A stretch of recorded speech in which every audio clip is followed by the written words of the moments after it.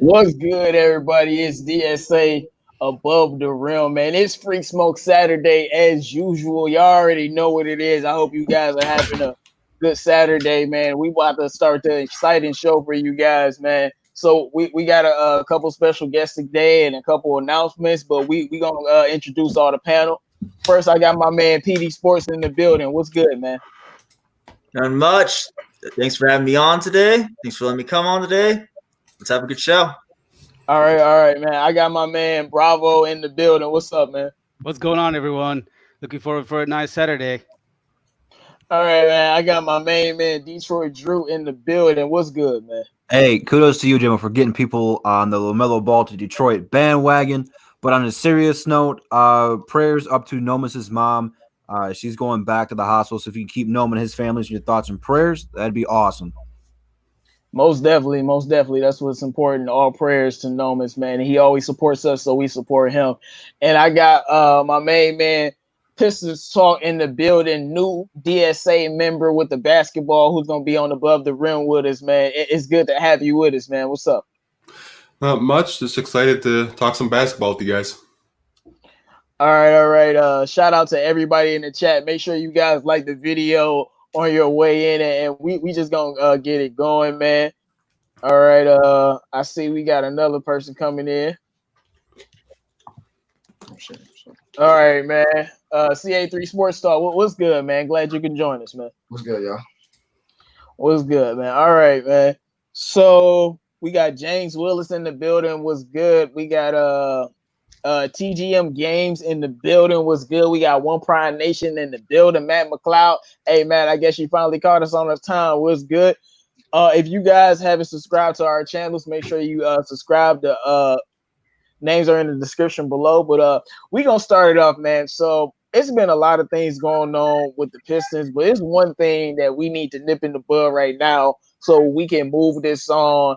And that's with Derrick Rose. So you heard Derrick Rose recently talk about how he wants to win the championship, and we know what team he's on. Everybody else in the NBA knows what team he is on. And he's been with the Pistons, and the Pistons have said if Derrick Rose requests a trade, we'll trade him. He says he doesn't want to be here.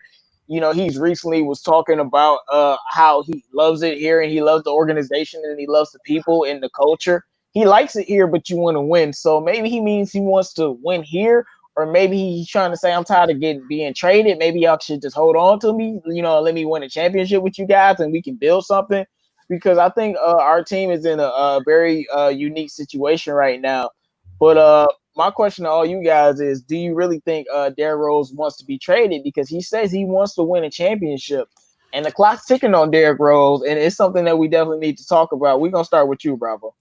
Yeah, I think Derrick Rose has stated multiple times he liked Detroit, and I can see him staying here longer. The issue is I do know that Detroit, D Rose likes Chicago. So once his contract is over, if Chicago is opening to the idea of bringing him there, I could see him moving back to Chicago. That's the only scenario. But if Chicago doesn't really want him, let's say if they draft a point guard and they have a Kobe White in there and they have like already like some point guards already filled in their spot, I doubt they will bring him there. What's the chance of Chicago bringing him back in there? I don't know. Oh, the chance is really high. They already said they wanted him. Yeah. And, Chicago is his hometown. So your hometown, you're always going to feel a certain way about your hometown. And I completely understand him on that front. But, yeah, Chicago wants him. But, I mean, who knows what we do with his contract? Maybe we offer him some money if that's what they wanted to do, or maybe that's what he wants. But, I see I got Bloober Sandham in the building. Bloober Silver found him in the building. I got B-Ball Gratian in the building. Unit 2 in the building. What's good, man? What's good, everybody?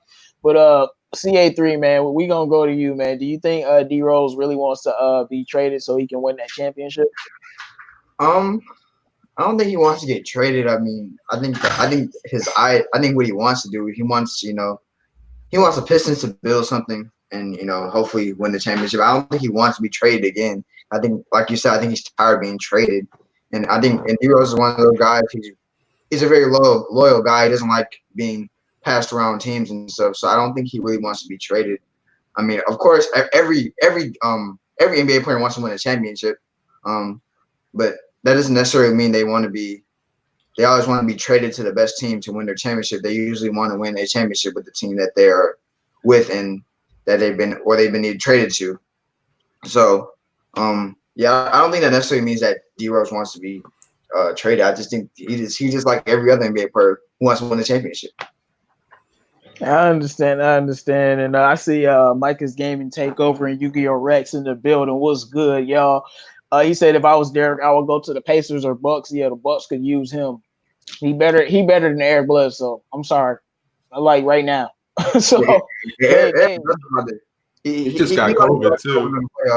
Oh, he just got COVID. Yeah. Oh, tested man. positive. Oh boy. It wouldn't have mattered either way. I'm sorry to say that. Was he in the bubble?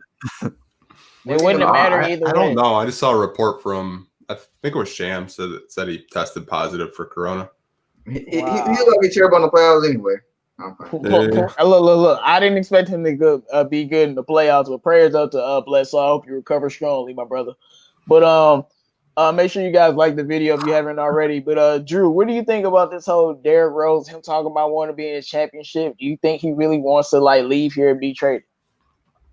I like what Yu-Gi-Oh! Rex said. He said, "Ain't nobody want him until we got him." And he's absolutely right. Exactly, bro. He's absolutely right. Everyone had the same opportunity to go out and sign him last year, like we did, but people wanted to get the Seth Currys, who was the other big free agent that we were talking about at the time? Whatever it was, the guys that we were talking about signing for a point guard, they were good, but not compared to Derrick Rose. Plus, Derrick Rose is on a great contract. It is movable if the Pistons want to go ahead and trade him. Plus, he's healthier than he's been since his MVP days. He's playing the best, most efficient ball since his MVP days. This year and the year prior where he played for Minnesota were comeback years for Derrick Rose. Last year, he dropped a 50-piece. This year, he was a steady unit for the Pistons, man. At times, start the season, came off the bench, carried that load for us, became our sixth man. And then as the season progressed, we couldn't get healthy. He had to be put in the starting lineup and really help carry the starting lineup. So Derrick Rose is efficient. And there's no doubt about it. Playoff teams, no matter if it's the Lakers who are already stacked, although they do need a point guard now without Rondo, or if it's the Bucks or whoever, a team like Indiana could definitely use him. Every single team could use a Derrick Rose right now, but they didn't get him. Detroit gave him a contract. There were several teams that could have, but they didn't at the end of the day. At the end of the day, he's a Detroit Piston. If he wants to get out of here, he can talk to management. He's got his buddies here. There would be no hard feelings with him. We're not holding him hostage. If he wants to be traded, I'm 100% cool with it. If he wants to stay here, we're going to continue to love and rock with him. Derrick Rose is the only guy that I can think of in the NBA where no matter where he goes, what arena he's playing in, people are cheering and rooting for him. He's got a great story of coming back. I think that even if he wants out of Detroit, he's got to wait one more year and his contract's up. Then he can go wherever he goes. If you ask for a trade, you can say, hey, I want to go to the Lakers. Hey, I want to go to Milwaukee. But Detroit doesn't have to trade you there. I think his best bet, if he does want out of here, which I don't think he necessarily does. Everyone wants to win a chip. I think his best bet would be play this year, play well, and then if you want to go into free agency and someone can sign you there. Yeah, and I like what your Rex said. Nobody wanted him till we got him. Now, I know Blake got injured, but to me, I don't really count Blake's injury this year because he was never healthy from the playoffs. Like, he was not supposed to see the court. He was supposed to, miss the season low-key. But he went out there because he's Blake. And our management, it seemed like they didn't care about him that much. But, when Blake gets healthy again and balls out, because he will, you heard it here first. If you haven't heard it already, Blake Griffin work ethic, I think people disrespect it. He's going to come back balling. We already seen videos. He still looks the same as he was. So, like I said, he easily going to come back averaging 20, 22 easily. Like, he's Blake Griffin. And when he does that, everybody's going to want him. They were like, look, Blake's healthy again. He's looking real good. I mean, because when he made 13 All-NBA, I was watching just random NBA content, and when they were talking about power forwards, people like, Blake top 3. No, he top 2. They was arguing about Blake. I'm like, really? I'm like, so, and the same thing with Derrick Rose. I know he played great with Minnesota, but to me, this was his best season since his prime years. And it's not because he was a Piston, it's because he was having those 20-point games. He was great in the clutch. Him and Luke Kennard, I mean, when they were healthy, their backcourt was really scary. Like, people was not trying to have it. And, when I look at Derrick Rose and Blake, if we want to trade them and move on, cool. But, I think both of them are just going to wait till their contract up, and they're not going to try to force their way out. Yeah, we're paying Blake a lot of money, but My thing is, if they wanted to stay here, they wanted to stay. Any player that wants to stay here, I want you to stay. Like, simple as that. Because and I feel like, our organization, man, we have not been winning for a while, but it's like we have this culture that players seem to love. They love being in this culture the way that we are, and our management has gotten much better. And coming into a situation with Casey is much better than Stan Van Dummy. So I think players like that. And look, D Rose, they literally asked him, like, you want to be traded? He was like, nah, I'm good. Like, if you say that, I can't be like, well, leave or something. Like, if he wants to stay, I want to milk, man, I want to sign him back. I'll be honest with you. I want to milk him as long as possible, because as long as he can be a 6-man and raise up the young point guards that we about to get, I'm loving it. And he's a player that you would want him on the championship team. That 10-man rotation, he's a player you want him 6 or 7 in that to help you win a chip. And if we ever get some type of star power, ever, I would like to have him on the team with us, whatever squad that we have. If he wants to leave, I have no issue with that, man. Go try to win your championship, go compete. But when it comes down to it, I mean, I think people are upset, mainly some Pistons fans and non-Pistons fans, that Derrick Rose wants to be here, that Blake Griffin would rather be here. They don't like it because they don't like us, but it's all good, man. But I'm PD. I know we said a lot about this topic, but you have anything to add? Do you think D Rose wants to be traded out of here? I think you all hit on some good points. I don't really know how much I can add, but the exact quote I read was, "I want to win a championship. That's what I really want to do. I've got all the accolades I've got all the accolades I want. Now it's time to win." I mean, I don't know what it means. I don't really know what to make of it, honestly. But I mean, if he wants a championship, I mean, not all championships are created equal, I guess. I mean, if you want a championship in Detroit, that'd probably be one of the more powerful championships that you'll find. Like, but as far as, do I think he wants to be traded? I'm not in his head. I'm not going to speak for him. I'll let him do what he wants. Of course, I'll let him do what he wants to do. I have no choice but to do that. But he'll do him, and we'll just go from there, and we'll hope for the best. Look, it's I just want a culture change in general from the things that we have, because I know every time we switch our culture a little bit, we start winning championships. Happened back when we got Isaiah, happened with the Pistons, and I think if we move them, cool. But it's like I want players to have a good feeling once they leave this organization, trade it or not. And if we want to build those future relationships, because once these guys go and some free agent comes, they would never come here. But what if he calls up Blake Griffin or D Rose, like how was it over there? And he was like, actually, it was great. Next thing you know, we got to get in the door, because when all these free agents come up, we can't even get them in the door to talk to them. And it's not always about free agents. You know how we roll. We've built everything that we won with. But it's going to play a part into it. Now that you're not going to have Blake and Drummond on the books, you're going to have all this money. You have to do something with it.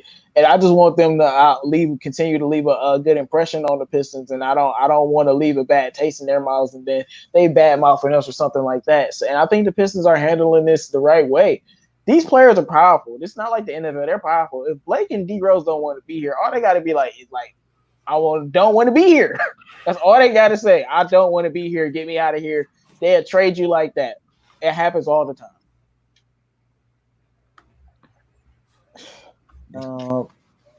Let me look at the comments. He said Blake is going to be fine with all this rest, I predict. Yeah, this is actually the longest amount of time that Blake Griffin has ever had off for an injury.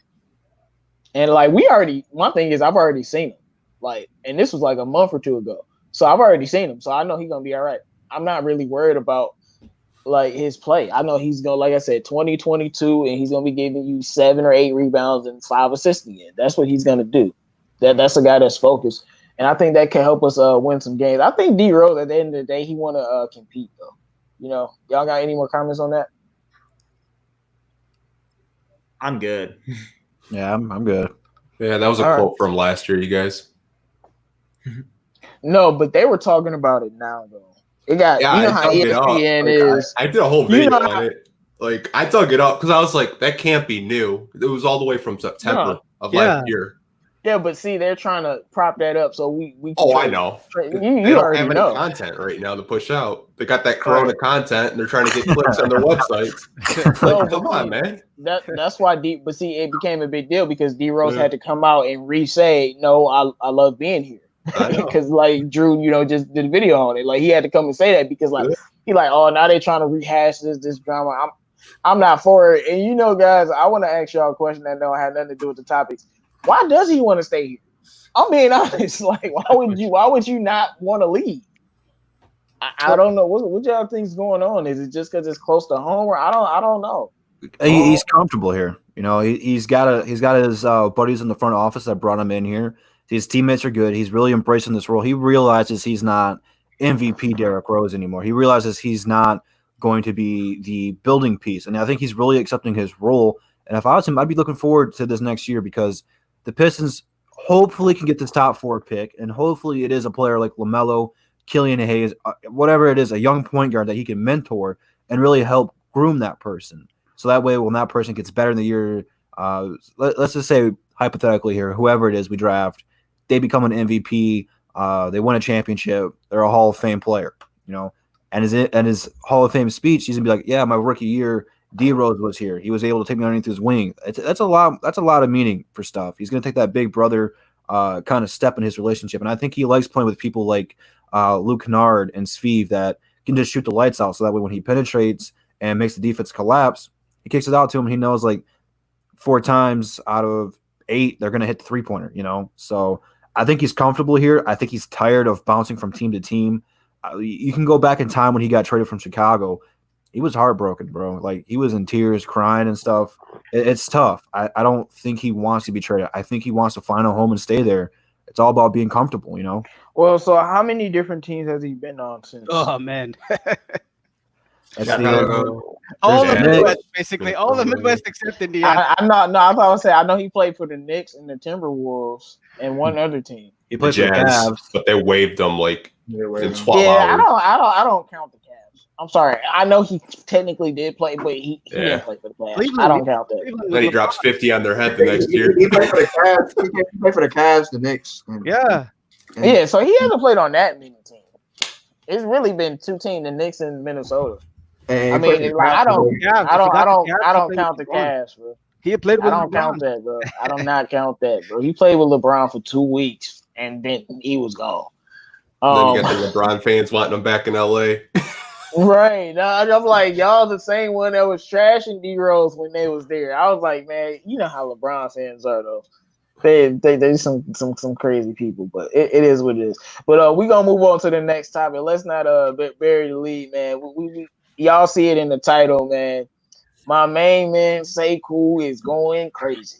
Like, and it's not just one video, it's a multitude of videos. It's not just one person talking about it, it's a multitude of people talking about him.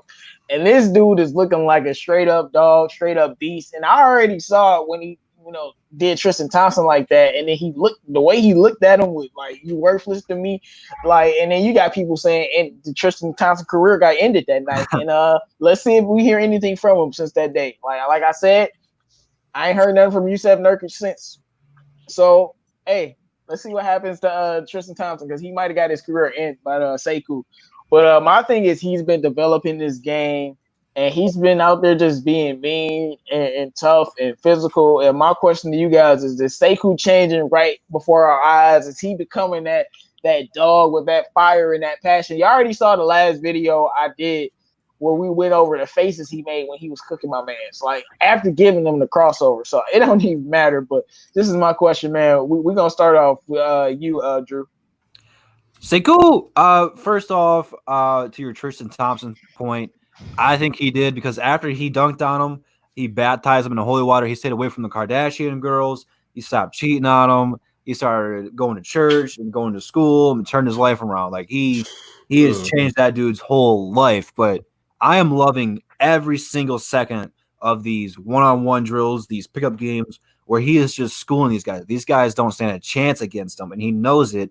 I'm not knocking the players he's playing against because I don't know how good they are. They might be some of his friends. Hell, he might just go into the rec and those guys are trying to pick him up and playing one-on-one or whatever. But see, whatever Drew, my thing is we already seen him play in the NBA, so his Right, competition don't right. matter. Like whatever we already- whatever it is, he realizes that I'm stronger than you, I'm faster than you, I can jump higher than you, and he is bullying these dudes. They got a whole anti-bully campaign going around the world right now, and he is taking that and sticking it up where the sun don't shine, and he is just schooling these dudes.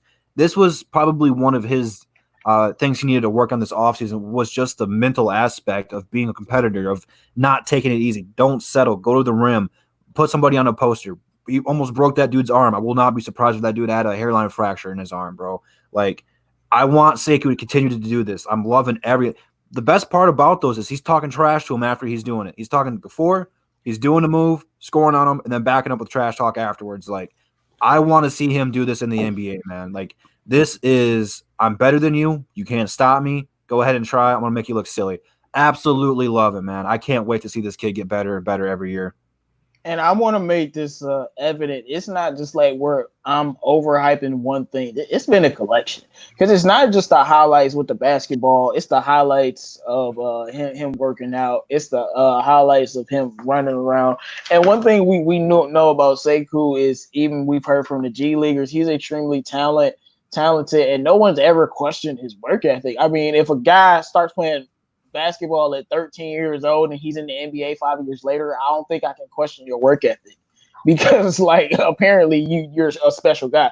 And you just like to see certain things from young players, because he's the guy that's supposed to be, him and whoever we draft this year, those are supposed to be the guys that's supposed to be our franchise, unless we get the 9th pick. Then expectations are a little bit different, but that's not gonna happen. Top 5 pick no matter what. But I'm just saying, it's not just the highlights. You know what I'm saying? And we already seen what he did to G Leaguers. Don't even bring them up. 30 points a game.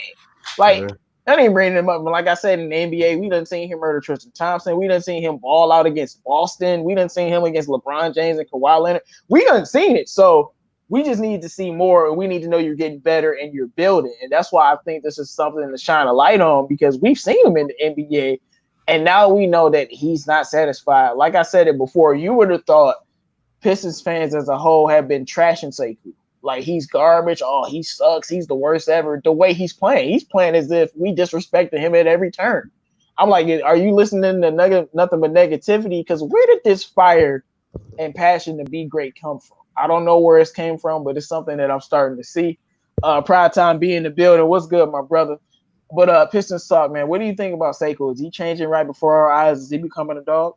I think he's always been that dog.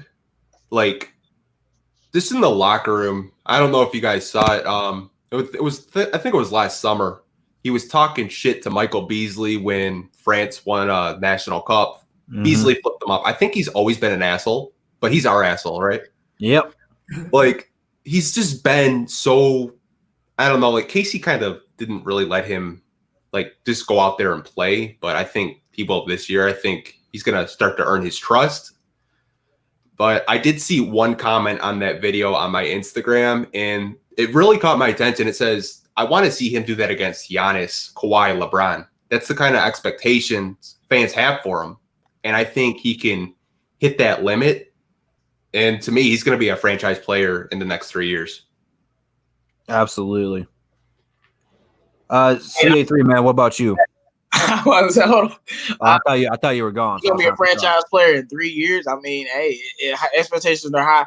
And like I said, Kawhi and Brown and Giannis baby steps. Because, like, low key, I'm just glad he survived against Giannis, because Giannis is a murderer. Like, don't mess with that man. Like, do not let him get you in 5 feet. You gonna get dunked on. It don't matter who you are in the league. If he get like, you don't want that smoke until you're ready for it. Put it like that. That's all I'm saying. Like, you gotta be ready. Like, that smoke that you gotta be ready for, because Giannis will have you on Sports Center all night. Ask Ben Simmons. Like, you don't want that smoke, man. But CA3, man, what's your thoughts? My thoughts are I was gonna say the same thing that Pistons Talk said, but he stole my words. But basically, my bad. I think he was already. He already had that dog in him, but unfortunately, he didn't get that fair opportunity last year. And I think our coach held him back, unfortunately, and he wasn't able to show us what he really had with all the stuff he had in his bag. So hopefully this year, this coming year, we will be able to see what he really truly can do, or at least a lot more than we saw last year. Because we won't be able to see what he truly can do when he's only going to be 19 and 20 years old next season. So I think he can definitely become a franchise player down the road. He's got all the tools. We've seen what he's done this season. We've seen that he's shown he has a solid jump shot. He's not just athletic. He has a lot of skills as a wing, and he can really be a superstar wing in this league. And I expect him to be that, a few years down the road. Yeah, and I feel like with these superstar wings, you need to see something from them early. Whether it's passing, defense, or offense. And I feel like SEKOU, I thought he would be a good defender, and I'm not overrating his defense saying he locked down, but he's much better than I thought he would be. Mm-hmm. And I know Pistons fans, we always talk about who was going to be that defender on the team, our defensive ace. I'm like, we saw him. That's SEKOU. We saw him against the best. I don't know how you don't get cooked, but you don't get cut when you 6'8" and 240 pounds. And LeBron, like, dang, bro, this dude a rookie. And you can't just back him down because LeBron wasn't back. You can't do that. So I always had brought up when we drafted him how big he was physically. And I think he's in much better shape now, which leads to helping him out. But Bravo, what do you think about SEKOU? Is he changing right before our eyes? Is he becoming a dog, or has he always been that way? Man, I'm loving every seconds of the SEKOU's highlights. The 360 spin he made and dunked on that guy, flipped his hand. So that was amazing highlight of him in the training. I think SEKOU has really great potentials, man. I think one thing about him, we really need to give him a great high percentage of the ball. We did not last year. He barely touched the ball, like 10%. Usage rate. We need to give him like at least 28%, 30%, maybe 25% at least. Let's say, give it as much as I like Bruce Brown to run the point guard. You need to give some point guard to SEKOU. Let SEKOU initiate the ball. I would be interested to see how SEKOU play off a pick and roll. It would be interesting. We haven't seen stuff like that, but I believe SEKOU can really do the dribble, can handle the ball. Why not giving him a chance? The way they treated him, like sitting him in the corner and just shoot threes, or maybe just cut to the basket and make a layup. That's not. I know SEKOU can do those, but in order for him to be transforming to the next guy, to the next dog, he needs to get a more usage percentage and more playing time. And I'm gonna say it, more ball handling. He can handle the ball. We just need to give him the ball. And I really appreciate the Pistons Talks video he made a few days ago. The way we treated Stanley Johnson, we didn't even give him any chance in the ball. We just let him shoot threes. Why not doing the same? Why are we doing the same with SEKOU? And I think SEKOU needs to really run offense through him sometimes.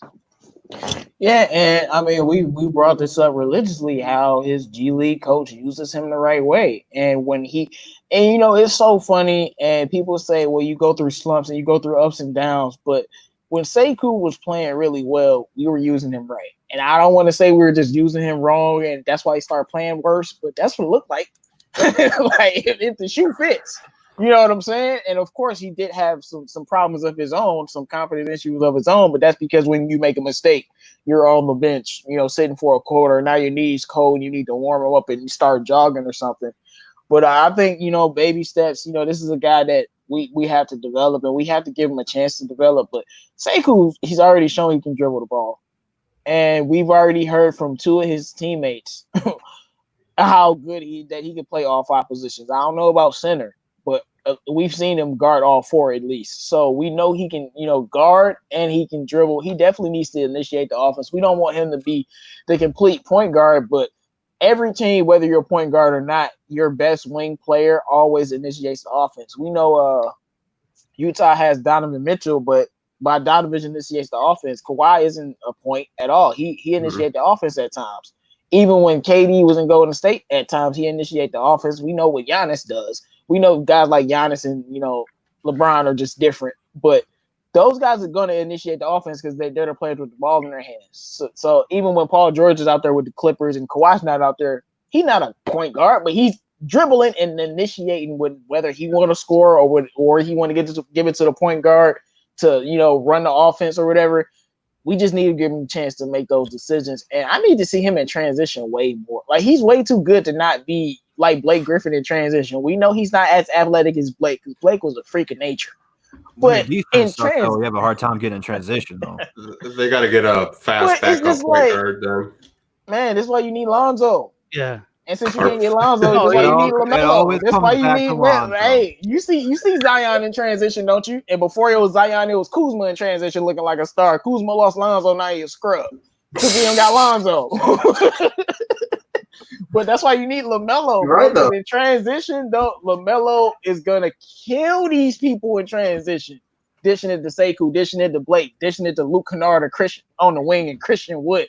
Like, we need to be able to use his talents. That's why we need, more players on this team. We need point guard. We need a point guard so bad. Point guard will fix all these problems we complain about week in, week out, bro. Yeah. But PD, man, what do you think about SEKOU? Is he changing right before our eyes? Is he becoming a dog? Yeah, he's becoming a dog.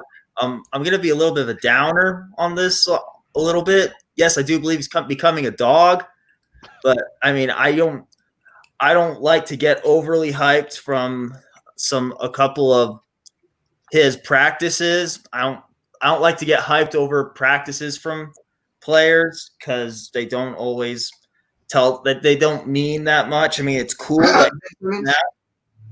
It's cool that you're working out. I like that he's working hard and trying to fix his flaws or whatever. But aside from me, okay, I'm done being down on that one. But no, I do believe he's becoming a dog before our eyes. I believe he's going to be a franchise player. He's working hard to be a franchise player. And he's going to be a dog for us. So it's like the Andre Drummond shooting threes in the summer type of thing? Oh, yeah, exactly. He fooled you, Pablo. Remember that when somebody fooled you? You thought Ben Simmons was going to be better, huh? He still can't shoot. Hey, man, don't get me started on Ben. I'll be talking smack about him for a minute. Don't get me started. I'm so sick. They talking about he better than Brandon Ingram, bro. Like, he can't shoot a fucking basketball. Shut up talking to me. Bro. Don't get me started, bro. You gonna round me up. It's Free Smoke Saturday, though. Y'all already know. But I wanted to say, though, I think PD is right, though. You don't have to overreact. But to me, I'm overreacting to the intensity. Like I said, we done seen him dunk all over Tristan. We done seen him in the NBA be productive. So it's not something that we haven't seen. But it's about the intensity and the disrespect and the I'm about to spit in your face if you don't leave the gym type stuff. Yeah. He said, Matt McLeod says SEKOU needs to be a wing player, not a corner player. On the wing, you can operate and use the speed and length and dribbles. Detroit drops their 2 and 3 in the corner suits too often, so Blake can operate. But Blake wasn't even out there, and they was still doing that, though. I get what he's saying, though. He's saying that, when Blake is in the offense, they do a lot of dribble handoffs. So SEKOU would just kind of be like a wing player, but instead of a corner player. But I don't know. Well, but no, they do that because Blake's the best playmaker on the team. So when you have a point guard that can make plays, nobody wants Blake Ball. But when he the best passer on the team, what can you do? That's I think Justin Patton's going to surprise a lot of people with his passing. He looked so much like Blake. I looked at some highlights. I was like, I had to double take it. I was like, man, Blake makes that pass. It's like, wow. Yeah, so far the only knock on him is throughout his history, he's just been hurt. Yeah, I was talking to him. He said, I swear, he's like, dude, I could go downstairs and break my toe going to get a snack. I was just like, dude, be careful. Bruh. Right, be careful, man. We need you. He never even saw my DM, but whatever. Hey, whatever. Hey, Pistons Talk got the plug, man. He gonna hook us up soon. But before we get to some NBA talk, because we know the NBA season has started up, it's something that I did want to talk about because I've been discussing this with a lot of LaMelo fans who've been following him for a while, and a lot of people know that him going to the Knicks would be good for the marketing and the big market and the big stage. There's nothing like Madison Square Garden, but it seems like a lot of LaMelo fans or fans of basketball in general think it would be a better fit for him to go to a team like the Pistons with building blocks like Blake and Derrick Rose and Luke Kennard and Speed, SEKOU and Bruce Brown and Christian Wood. Like those are a lot of good building blocks, and we could easily be a playoff team, and he would just be more successful. So my question to you guys, and I know we're biased Pistons fans, but we're gonna have fun anyway. But do you think the Pistons are the best team fit for LaMelo? We're gonna start with you, PD. I wouldn't. I couldn't say he's the best fit or the worst fit. I wouldn't go as far as say I know who is the best team for him. But I mean, it'll be a good fit for us because we need players. I mean, honestly, it's a good fit in my opinion, just because I'm being selfish and I want good players and I want a player like LaMelo on my team. But that's pretty much all I can say about that. No, all right. Bravo. Do you think the Pistons are the best team fit for LaMelo, comparing them to those other teams like Cleveland and Golden State and Minnesota and Atlanta and who else? It's a team that I'm forgetting. The Knicks, yeah. And that's about it. So those are the other teams we up against. It's us or them. You know? I think the other team is Chicago also. So I think Chicago. I think Melo is really. I'm not really being biased in here. Melo's best fit is with the Pistons. There's multiple reasons for it. You got the Pistons, like one of the best shooting team in terms of, like we have one of the best percentages of threes really last year. Svi can shoot it. Kyrie can shoot it. Kennard can shoot it. Even SEKOU has shoot about 30%. Christian Wood can shoot it. Look at the Knicks. Nobody can shoot damn well in there. They kept Frank Ntilikina. All they have is Damian Dotson. That's it. Look, RJ Barrett, he's not even a good shooter. So why are you really even like Randall? He's not really a great fit for the Knicks. I think the Knicks would probably benefit from a shooting point guard rather than a point guard like Melo. They like Melo just for the hype. I think that's the reason. I think that's the only reason. Yeah, I think it's just too much hype, just like Zion last year. I think the other team who could fit really with them well is the Bulls. I can see him really fitting nice with the Bulls. The Bulls has a really nice underrated team, and I think he would fit nice in there. But I think the Pistons is the best fit for him. He would be the leader in Detroit. He would be the leader of the team. People who basically worship this guy. I'm telling you, on the first day, the first week, I can see in him being very successful with the Pistons among these like top shooting guards and like I'm not gonna say top percentage shooting guards in our team. V, Kennard, Kyrie, and like who else we have? Like Galloway. Like we have like 4 guards who can shoot 30%, even like more 35%. Yeah, I forgot about as much as I don't like Galloway, he can shoot. I forgot about him. Hopefully he not. Hopefully he not on the team no more. Second Galloway. No, Galloway is really like we have a really nice shooting guard team. Yeah. We were. I thought at one point we were top 3 in shooting, but I know for sure we're a top 10 shooting team from 3-point range in the NBA for sure. So yeah. But Carl, what do you think, man? Are the Pistons the best team fit for LaMelo? I mean, if you look at all the top lottery teams, I mean, I think the Pistons they got to be up there as the best fits for Melo because, I mean, if you look at Golden State, I mean, they got their point guard, of course. They got a Hall of Famer at point guard. You look at Cleveland, they got their point guard they just drafted last year. You look at Minnesota, they just traded for their future point guard. So, and you look at Atlanta, they got their point guard of the future. I mean, you could say New York, but I mean they're New York. I mean they're not going to get any better anytime soon.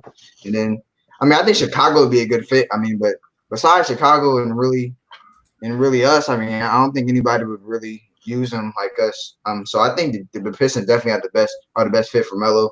Because I think they would. I think for Melo, I mean if we got Melo, we would win. We would win a decent amount of games right away.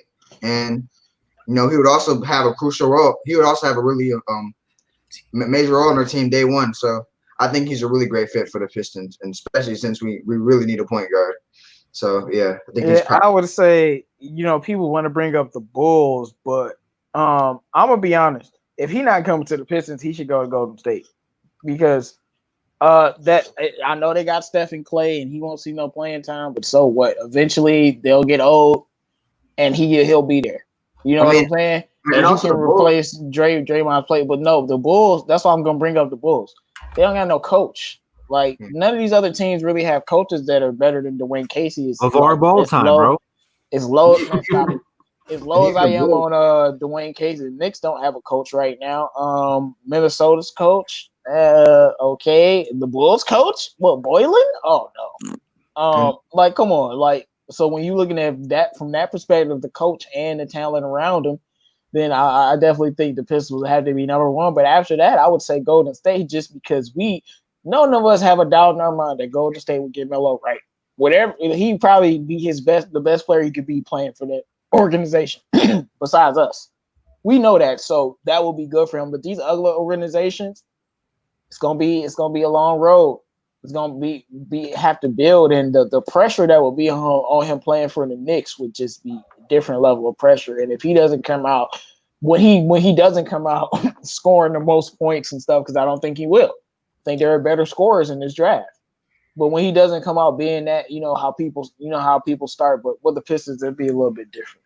But all right, Drew, man, are the Pistons the best team fit for LaMelo? I would say yes. I mean, not too many teams, with the exception of Golden State, are you going to have two all-star caliber players in Blake Griffin and Derrick Rose coming back, let alone to have Luke Kennard, Mykhailiuk coming back, who both can shoot at the three ball almost at 40%. And then you got young forwards like SEKOU and Christian Wood. You got to re-sign Christian Wood, but that's a promising core for a point guard to come in the league and play with. You look at New York, man, I think if he goes there, he will play fine. He'll be the guy he's supposed to be, but he'll kind of be like Trae Young, where he gets a lot of recognition. He's going to be probably an all-star caliber player, but they're going to be still the bottom of the pack of the East. You know, like, it's not going to be enough for the Knicks. Maybe they can build around him, but it's going to take them 5 to 6 years to even get a team around him to compete with. Everywhere else in this category, with the exception of Chicago, they already got their point guards. Golden State, they're getting Stephen Clay back. Minnesota, they just traded for D'Lo. Cleveland, they got Sexton and Garland right now. They could always move on from one of them. That's a possibility. But even if he goes there, I don't really know what to expect because, like you said, they don't have a coach right now either. So with the Pistons, we have our coach in Dwayne Casey. We like him or if we don't, I think he's going to be the right guy for the rebuild to at least get the Pistons into the playoffs. If we were ever going to get to a championship, I don't know if he's going to be that guy. His job right now is to build this young core and get them to where they're supposed to be. And I think that in time, we'll see them get better and better each and every single year. I think with the Pistons, Melo's going to have more weapons. Only problem with the Pistons is they're probably going to be one of the worst defensive teams in the league again because we don't have any defenders. Our best defender individually right now is Bruce Brown. But then you said, like, SEKOU, he showed glimpses of being a good defender. He's just got to learn to play defense as a team. He's going to get better at it. I think that, we're all like, he needs to be better offensively. He's taking strides to be a better defender as well. But in the long haul, I think that the Pistons are the right fit for him because let's go back to New York, man. Who's going to be their legend to come in there and talk? You're going to have Patrick Ewing come in there and give him pointers on how to be a point guard. You're going to have Chauncey and Isaiah Thomas come to practice facilities to help mentor a LaMelo. It will be way more beneficial for him to come to Detroit. But like you said, if he goes to Golden State, he's going to have a couple years to learn from Steph, from Steve Kerr, from Clay, from Draymond. He'll be a smarter player down the line, but how much more opportunity is he going to get there? I don't know. I think that Detroit is the best fit for LaMelo. If I'm not taking my fanism out of it, looking outside from the outside in, Detroit's the best place for Melo. I like what James Willis said. What about Lewis King as a defender? Apparently, they've hyped him up as that. We'll see what he does when he gets more opportunity. Don't go let him get taken by another team like Dante Hall. But I mean, we said what needs to be said. We all know the Pistons are the best fit. We not being biased. It just makes sense from Dwayne Casey, and then to me it's the team he's gonna be on outside of Golden State. Even without Melo, whether we are the 9th seed or the 10th seed or the 8th seed, we're in playoff contention compared to those rest of those teams. The Bulls, they ain't doing nothing. Atlanta, they'll try. They ain't doing nothing. Who else? Minnesota, what they doing? So when I look at that and the team that we have with Blake and possibly Seawood, SEKOU, and Luke and all of these guys that we have on the team, you're going to be put in a winning situation. It's good early to be put in a winning situation. We don't have any point guard in the way of LaMelo. We have Derrick Rose. Derrick Rose is the sixth man. He's a backup. And even if we had Derrick Rose, besides Derrick Rose, who's the other point guard on the team? Kyrie Thomas? Jordan Bone. Jordan Bone. Like, that's it. Like, we don't have Yeah. no one in LaMelo's way. So There's he'll only be one able to- team I could think of that would be a better fit. Okay, That'd be what San about- Antonio. Oh, well, of course. Anybody that's with outside, pop really. is better That's fit. pretty far. But they only have a 2% chance of getting that first pick, so we don't have to worry about that. And they wouldn't take him. They got DeJounte. Don't say that. With our luck, they would have the opportunity to get us. They'll be No, getting imagine top 3 him being pick or coached by something. Popovich, though. Come on, man. Why you gotta Well, do that, yeah. bro? Yeah, we're, I having, mean, we're having a fun, good time. Talk about the Melo Company right now. Here he comes to San Antonio. Come on. I mean, I try to be unbiased. I mean, San Antonio, maybe Phoenix, a Booker, LaMelo backcourt. That'd be lethal. The Suns need a point guard though. They do. Yeah, they Yeah, do. but it was supposed to be Lonzo and Booker, but they messed that up. So that's their fault. They didn't want to make the trade. Now y'all want Melo and Booker. I mean, I don't know. I don't know. Just hoping we get that first pick. I mean, I think some good things are gonna happen. I just think it's destiny, man. Like Melo's always here anyway. He used to be in here. His family is from here. His manager is from Detroit, man. It's some destiny. But all right, we're gonna move on to the next topic. Did I get everybody on that topic? Yeah. I was saying, like I just thought about like the Bulls. It wouldn't even be a good fit for the Bulls either because they got Kobe White.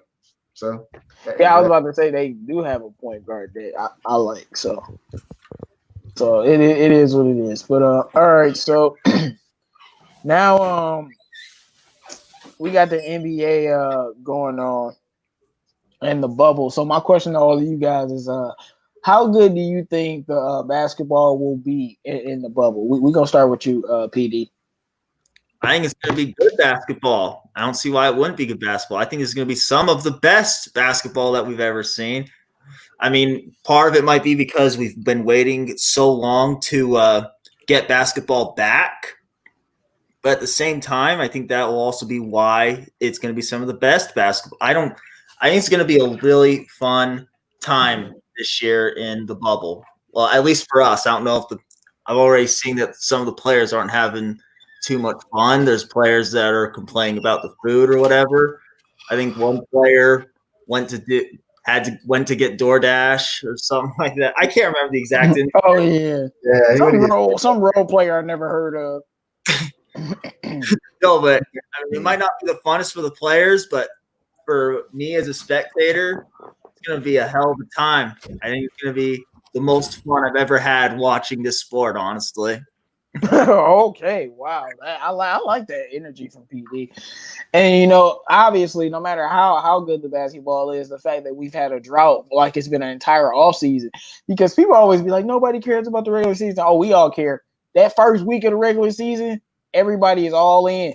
Like with the first 2 weeks with all of the big marquee games, I don't know what the ratings are, but I would guess that the ratings are the highest those first 2-3 weeks of that NBA season with those big marquee games. You know what I'm saying? So what do you think, CA3 man? What do you think about this, man? I think it's gonna be great.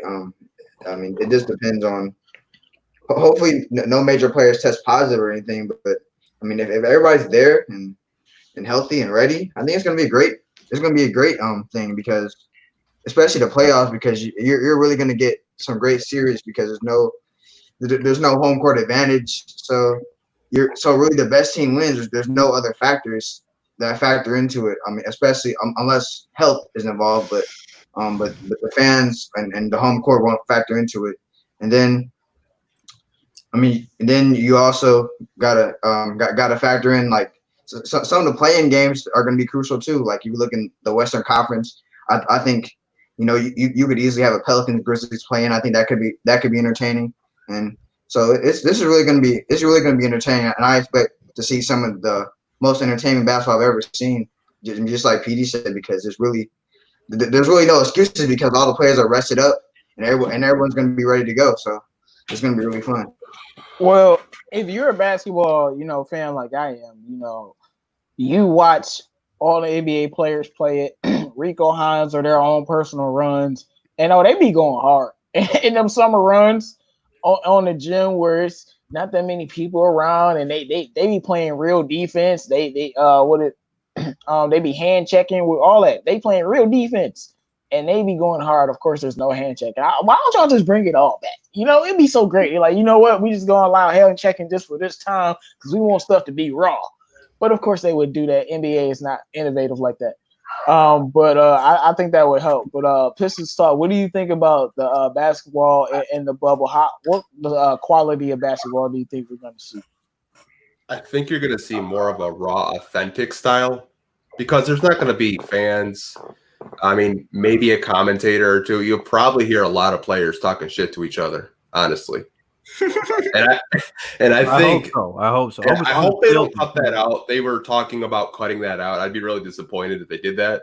But no, I need to hear that, bro. Yeah, man. I need to hear when Patrick Beverley talking to somebody and then he get mouth and they be like, "Shut your ass up, Beverley." I need to hear that. I need to hear that.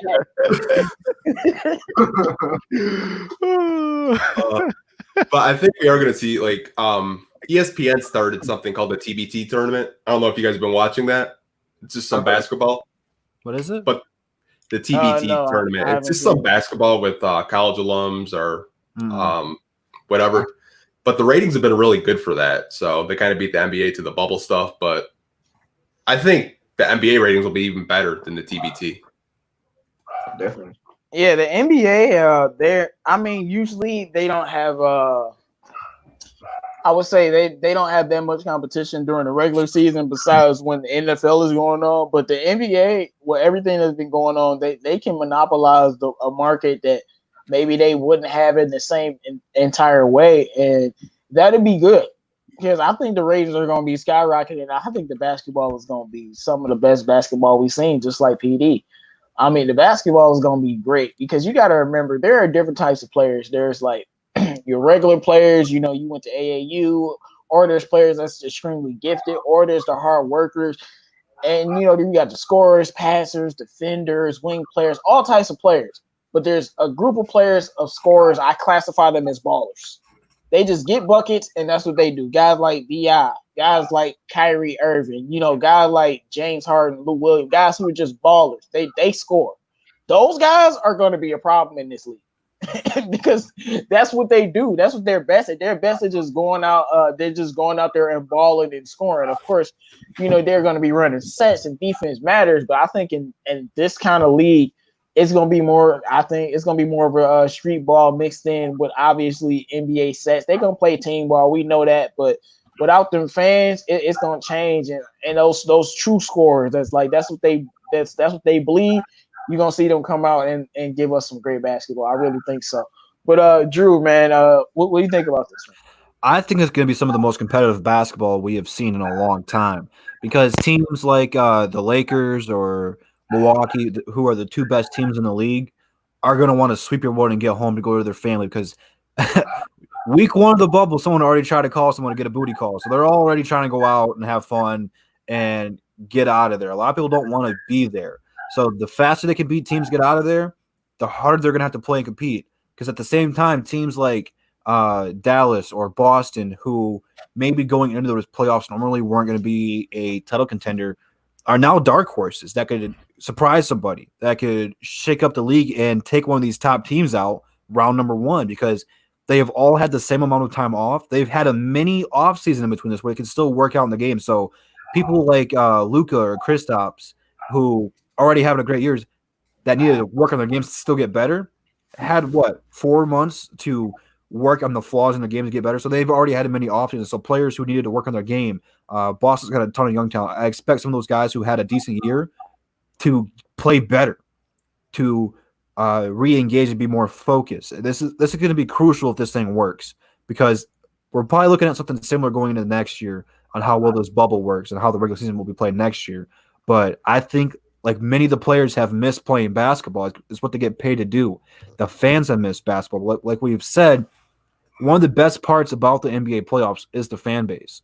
Going to watch a game, wherever it's at, the fans are always going crazy. It's loud. It's deafening. It's like the best time to watch basketball, man. Like the fans go wild bananas. Like Toronto, man. Those fans are lined up like 5 miles outside the arena cheering for their team to win some playoff games. It pissed We're me not. off.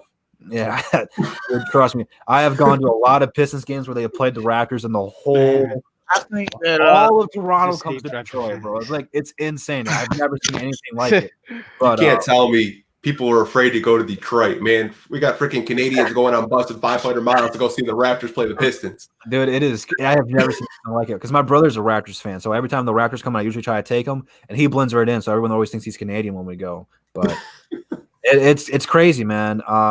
I definitely think that this is going to probably be one of the best playoffs, top to bottom, because I think there will be some upsets this year. I don't know how many, but there will definitely be an upset, a big upset in this playoffs. Rockets. The Rockets aren't. No, the Rockets aren't doing You anything. know, Rocky, They're not doing a thing. Video is coming. Video is two coming. MVPs on the same team. Y'all really think they not gonna do nothing? Yeah, It's they're only not because choking Westbrook got hazards. hurt. All right, They'll be They one of literally have. we gonna Yeah, see. Don't worry about it. yeah, two. All Yeah, right. two VPs. Blazers got a better shot of making it. Yeah, Stop it. The Blazers I gonna don't know have if I a go that far, but I would. No, I already got money on it. That the best team the best team that either of them has ever dude, had. they're not going to be able to beat the Lakers. They don't have anyone to guard LeBron or They already anything. beat the Lakers with a small ball line. They already beat them. Regular. This is playoff Braun we're talking about here, bro. Russ has got COVID, man. I don't know what it's gonna be like. Yeah, they might not even have Westbrook on a serious note. Like that's going to They be gonna huge. have Westbrook.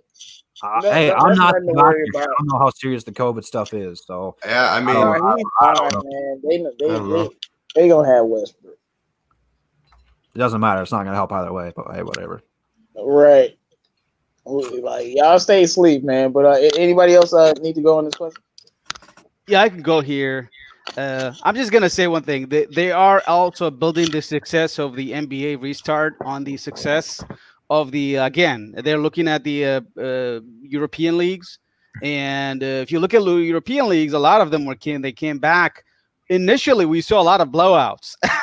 So like winning by 5 goals, 6 goals to 0. So you would be surprised at the beginning of the restart of the NBA, like team winning by 30, 40 points, maybe. Like I would suspect like some of the teams are not ready 100%. But the playoffs, I think it'll be pick up a lot better rhythm. I do suspect something like that. Also, like the players who are coming out of injuries, like for example, Kristaps Porzingis, even like Luka Doncic, he's also coming back of injury. Zion is coming back from injury, technically speaking. he got injured again. Yeah. So these guys, I think when they come back, they're going to be monsters. Well, he got didn't get injured. his He knee, didn't get injured. right? He got Yeah. injured like early in the season. He did not get injured again. Zion's been healthy. No, he did not get injured. But I think these players, when they come back, I think they're going to be back really good because the break gave them idea to relax and also like rejuvenate, basically. So they're really good. I think some of the players will be surprisingly really good, and some of the players will be like kind of behind. So I don't know. You would see some weird results at the beginning. I would suspect something like that. I suspect some of the teams are not ready, but I think things will get better in the playoffs. Yeah, people get tired of me hyping up Zion's team. The Pelicans are like nightmare scary in a situation like this. You do not want those problems. Zion, B.I., Drew Holiday, Lonzo, J.J. Redick, Derek Favors. You don't want none of those problems. And I think it'd be very interesting. The basketball is going to be great. The first few games, I'll say the first 3 games, we're going to be like, what's going on? But after the first few games, the level of basketball is going to continue to increase. But we're going to move on to the next topic. This is something that I did want to talk about because a lot of people in the Pistons fan base have discussed it. So is Christian Wood overrated, underrated, or rated correctly? And we're going to start out with you, Pistons Talk. Ooh, that's tough. I don't really know how you consider him overrated. I mean, if maybe offensively, you could say, yeah, he's overrated. We see guys dunking all the time, but I mean, this is a guy that's been bounced around from so many teams. I don't really see how you could say he's overrated. I'd like to know like what their argument is. Well, a lot of Pistons fans think he's God and walking on earth. Yeah, I know that. Like that's what I'm alluding to, because it's not just him. It's a lot of people that think Christian Wood is going to be an all-star. He's the next big star. It's got to be NBA Twitter because I've never seen it. Oh man, I don't know where you been, man. It's on YouTube. It's on YouTube. I mean, it's on YouTube? I'm about to say no. It's on NBA Twitter. I mean, we just had have a little post of who would you start, cut, or bench, and like who would you pay $20 million? Who would you get rid of? It was like Luke Kennard, SEKOU, and Christian Wood. Everybody was like, "You're crazy if you're not paying Christian Wood," and like forget SEKOU and Luke, they're trash basically. So Wow. Pistons fans think that. They think Christian Wood's going to be an all-star. I like him, and some people don't believe that. Some people do. So, I mean, some people on this panel think the world of Christian Wood. So, this is why it's a question. Because, yeah. I don't get it. I mean, he's right now, he's the best player on the team. What? See, right now, he's the best player on the team. I know Blake. This is because Blake's injured. No,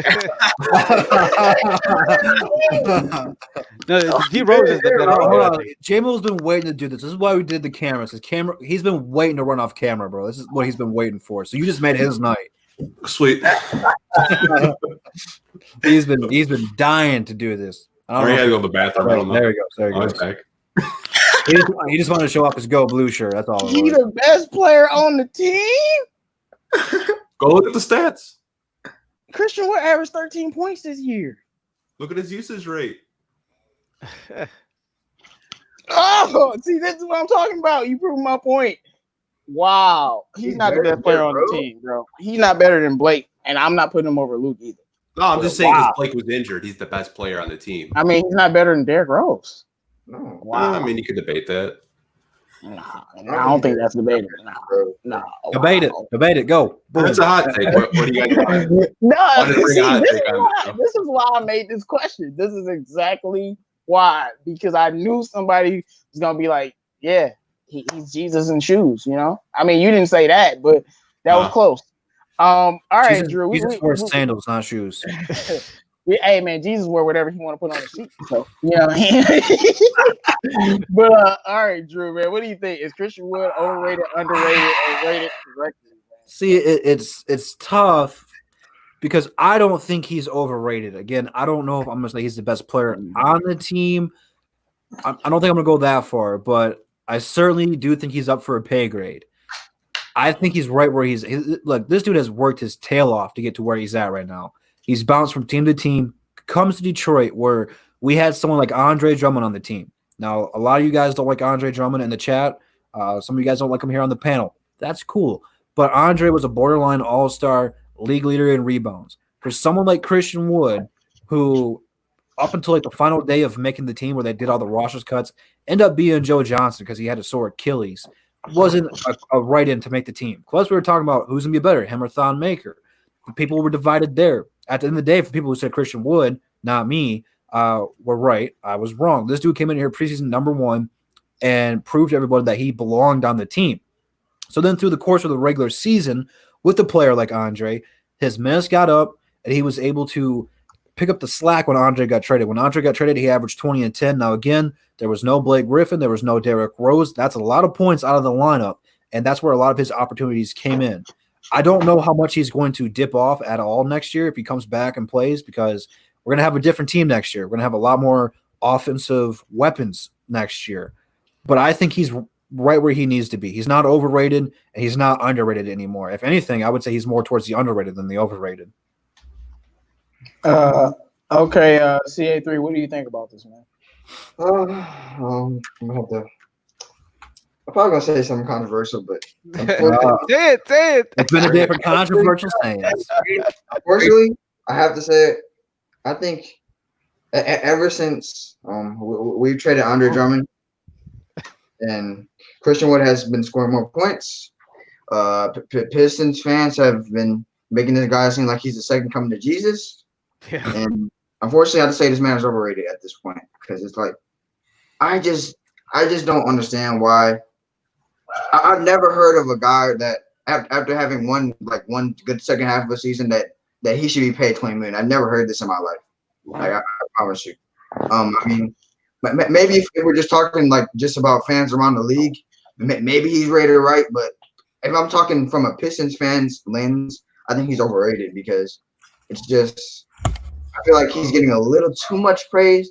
But I'm not saying he was I'm not saying that he wasn't good because he was really good for us. But I just think he's getting a little too much hype after that one good half of the season after he saw an increased role after Drummond got traded. So that's why I just feel he's overrated because I've never heard of a guy that we even know he's going to make the team like coming in this year. But then after this year, we're saying he's going to be a future All-Star. I think that's a little too much on him. I think I feel he's overrated. Okay.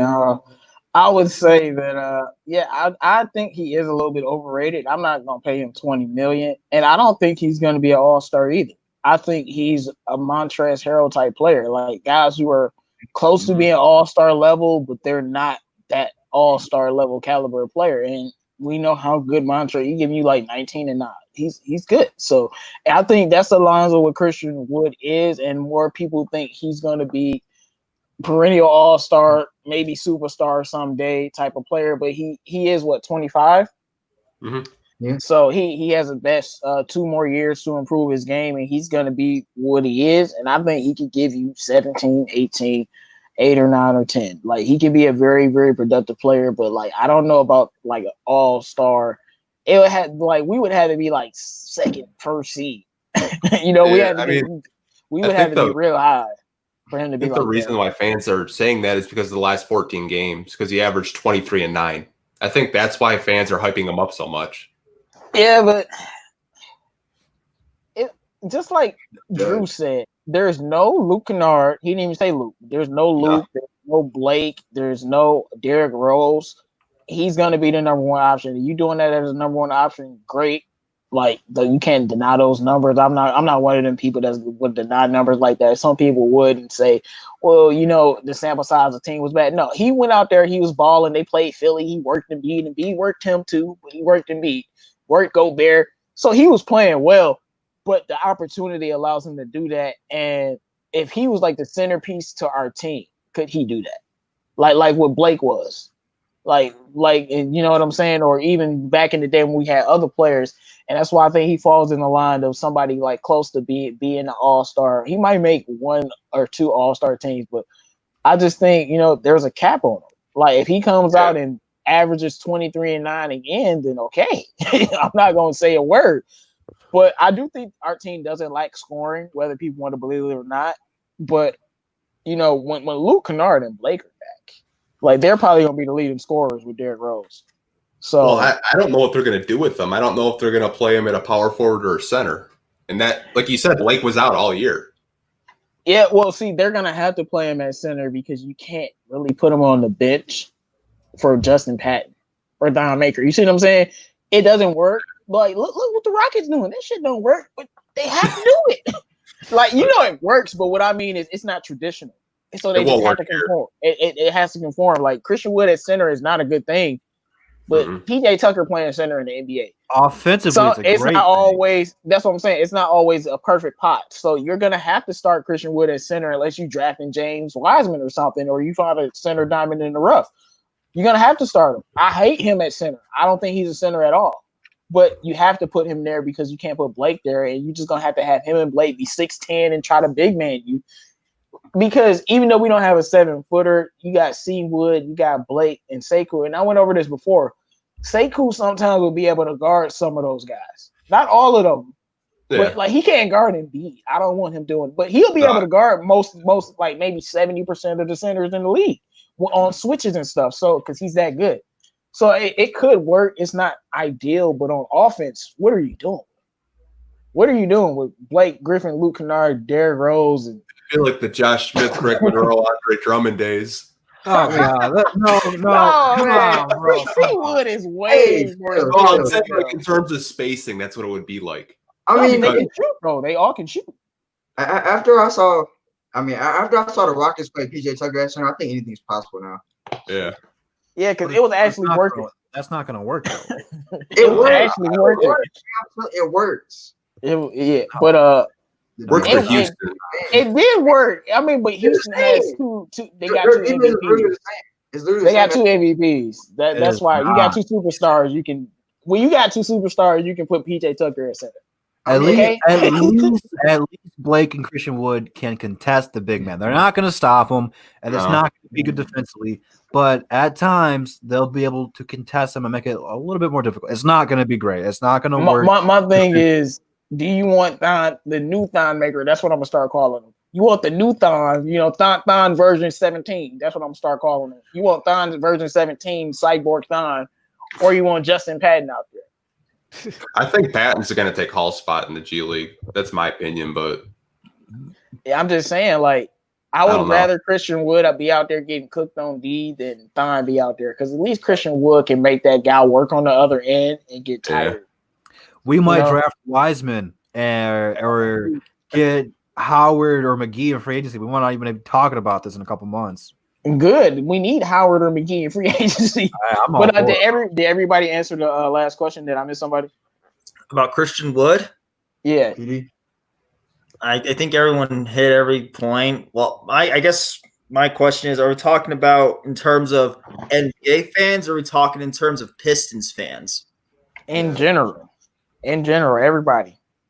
If we're talking everybody, then I would say underrated. Actually, I mean, but if we're talking to Pistons fans, yeah, I think among Pistons fans, he might be that overrated, but among the NBA fans as a whole and in general, I could honestly lean towards the side of being underrated. But that's just me. And why is that? Well, because like I don't know if this is the right word, but like because just no one knows who he is. That's kind of like no one Oh, watched him play. No one. well, Knicks fans and Pelican fans seem to think he's a beast. So I mean, I know why. But Knicks think about that about everybody though. yeah, they do. But Pelicans could really use him right now. Too bad. Pelicans are stupid. Like they literally had no reason to get rid of him. They just let him go. It was no reason. They don't got no players. But all right, we're gonna move on to. I can comment about that quickly. Just Yeah. Kristen Wood, he is not really overrated yet, but he's about to be overrated as soon as he get that contract. If he gets more than 50 million, that's the problem. There's one guy I make him really similar to the level of Kristen Wood, who was really good for us in the past, and as soon as he got paid, he became overrated. Tobias Harris, look at him right now. He's with the Sixers. As soon as he get paid, he's now overrated. He's not that makes player more that. Blake. Yeah, Think about that. That's not a fair. Here though, he was like our first or second option though, Yeah. and now over there he's like the third. he's overrated. Yeah, right but now over there, since Ben Simmons can't shoot, he gets enough opportunities. Like he Still, gets enough still. opportunities. Yeah, but I think think so. Yeah. I think Christian Wood is not overrated, but he could be overrated if we really overpay him. That's all. It depends on how much you pay him. If you pay him 10 million, no, he's not overrated. He's underrated.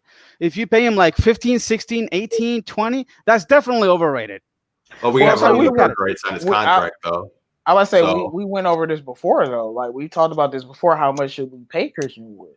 Yeah, it's all about the money, to be honest. How much you think the guy is overrated or underrated? I'm not paying. I mean, I'll pay 14 million or something. 13, 15 is like, yo. I try to Like, get away with that. we gonna give him 15 and not pay Luke 15? I don't like that at all. Like, I don't like that at all. But moving on to the next question, man. So it's been a lot of people who they don't know basketball, so I have to bring it to all of my NBA fans out here, so we can talk about some certain things. You guys, if you haven't liked the video, make sure you like the video. All right, so this is a question. Can't believe I have to ask this, but this is something that needs to be discussed. Is Luke Kennard more than just a shooter, and why is he a valuable player for the Pistons? We're gonna start off with you, Drew. Yeah, he's more than just a shooter. Is he a great shooter? Yes, he is. But he also had a career high in assists. Like, the dude's only been in the league for 3 years. Defensively, he needs a lot more work. He is terrible defensively, but his instinct to find his teammates that are open is remarkable. Like, I'd never expected him to be that good at it. At times, he can play point guard. It's something we really haven't seen yet in the NBA games. Not all the time. There's been times he's initiated the offense just a little bit. I'm looking forward to him taking a bigger role and a bigger step in that. But the Pistons in the last couple of years since he's been here have been making him work out in practices, summer league, and stuff like that at running the point.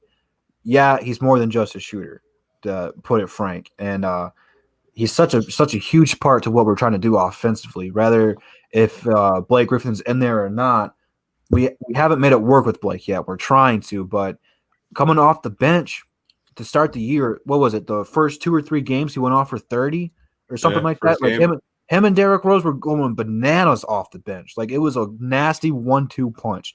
And Derrick Rose says he loves to play with him. It's his young Kyle Korver. Like you need to get him a point guard so he can get set up out there, and his offensive numbers are going to jump up. But he is going to be a great playmaker. You're absolutely right, Devin, and a great playmaker. There's going to be times where people are going to play over top of him where he's not able to get a shot off, but he's got such a good instinct of finding his teammates where he's going to pass it. So in the next couple of years, he's going to get better and better and better, and will be a true offensive player. His defense still needs a lot of work, though. All right, Pistons. So, what do you think about this one? I think he's, like Drew just said, career high in assists. He's more than just a shooter. To me, he's always reminded me of like a baby Manu Ginobili. Like when I watch him play, I think the sky's the limit with the kid. He's just got to stay healthy. If he stays healthy, I think he could easily average 20 points a game. So I think even Koo made a video about it, talking about how Luke is just more than a shooter. It's, to me, I think he's just, I can't even think of a word right now, but you guys can go. I can't Yeah, I mean, it's just no problem.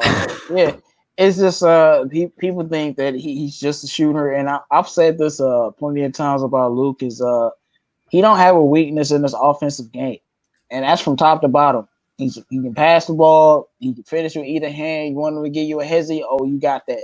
You want a pro hop? You want a Euro step? Oh, you got that. You need a step back in your face? Oh, you got that. You need a mid range? Oh, you got that. You need a mid range from the side of the key? Oh, you got that. You need it from the other side of the key? Oh, you need the 3-pointers? Oh, I got that. Oh, you need the free throws? Oh, you got that. Every point of offense in the game of basketball, Luke Kennard excels at. Not gonna say he's the best in the league at it, but he excels at every form of offensive basketball, from scoring to passing the ball.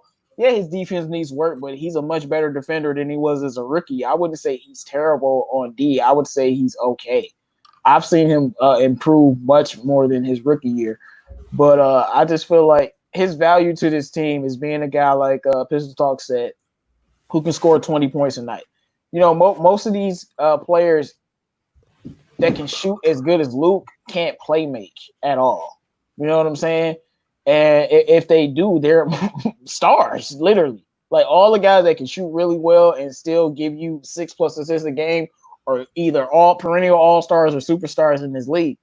And when it comes to Luke, he don't have their athleticism, so maybe he gonna be a superstar. But I definitely think he could be a all-star and score 20 points and then dish. The thing about Luke is, like I said, he don't have a weakness in this offensive game. So when you're guarding him, you're like, is he going to shoot? Is he going to drive? Or is he going to pass? You really don't know. And that's why I think his ability to shoot allows him to pass so much easier, because who's ever guarding him has to worry about his shooting instead of his passing. Look, I think you'll take a win every day if Luke Kennard ain't shooting the ball and he passing it. If I'm a defense, I want Luke Kennard passing every time, because he's a 40% three-point shooter. So, you know what I'm saying? But CA3, man, what do you think? Is Luke more than it is just a shooter? Why is he valuable to the Pistons? My problem when I first saw this question, because I feel like we've already answered this question like a million times, like in past shows, about how Luke Kennard, he's way more than a shooter. Because it's clear. He's way more than a shooter. Like you guys said. I think you guys hit on every point that I was gonna say. He's shown that he can be a solid passer. And he's also shown that he can, that he's more than just a 3-point shooter. He can score off the dribble and step into a mid range, and he can drive the ball a little bit.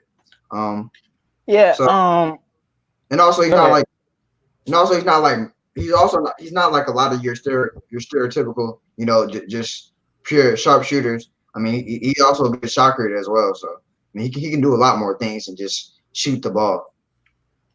Well, the people continue to disrespect Luke Kennard's name, and it's a lot of Pistons fans. And I don't know what we're gonna do with him. I don't know if we're gonna pay him. But if Luke ain't on this team, I can't wait to talk to you Pistons fans. There was like, we can just trade him. He's never healthy. We don't like him. And when he's out there dropping 40 in our face, I'm gonna be like, y'all really wanted to get rid of this guy because it doesn't make any sense. Only the Pistons fans will be a fan base that wants to get rid of a player that's a great prospect that could be better. But also, Ball Lot said in the playoffs, you need all that mid range. You can't just rely on analytic shots from a team. Yeah, that's why he was really good in the playoffs. But I got some advanced stats for my advanced stat people. This is not really advanced. This is just per 36 minutes. His rookie year per 36, 13 points. Second year, 15 points. And this year, 18 points per 36 minutes. If you don't know what per 36 means, very simple. If he played 36 minutes, he would have this amount of points. That's what it means. And then the playoffs, per 36, 16 points a game. And then per 100 possessions means the same thing. If he played 100 possessions, how many points he would score. Now, this is his rookie year. 19 points per 100 possessions. Second year, 21 points per 100 possessions. Third year, 23 points per 100 possessions. Point is, he can average 20 a game on great efficiency, and he can pass the ball. It is what it is, man. We've hammered this home. If any guys want to chime in, we can, or we can move on. I think we're good. Actually, no, I'll just say my piece on it real fast. I mean, it's probably just preaching to the choir at this point, but he's shown he has absolutely shown flashes of being a good playmaker. He can take advantage of defense's mistakes. He's shown pretty good ball handling skills, in my opinion, as well.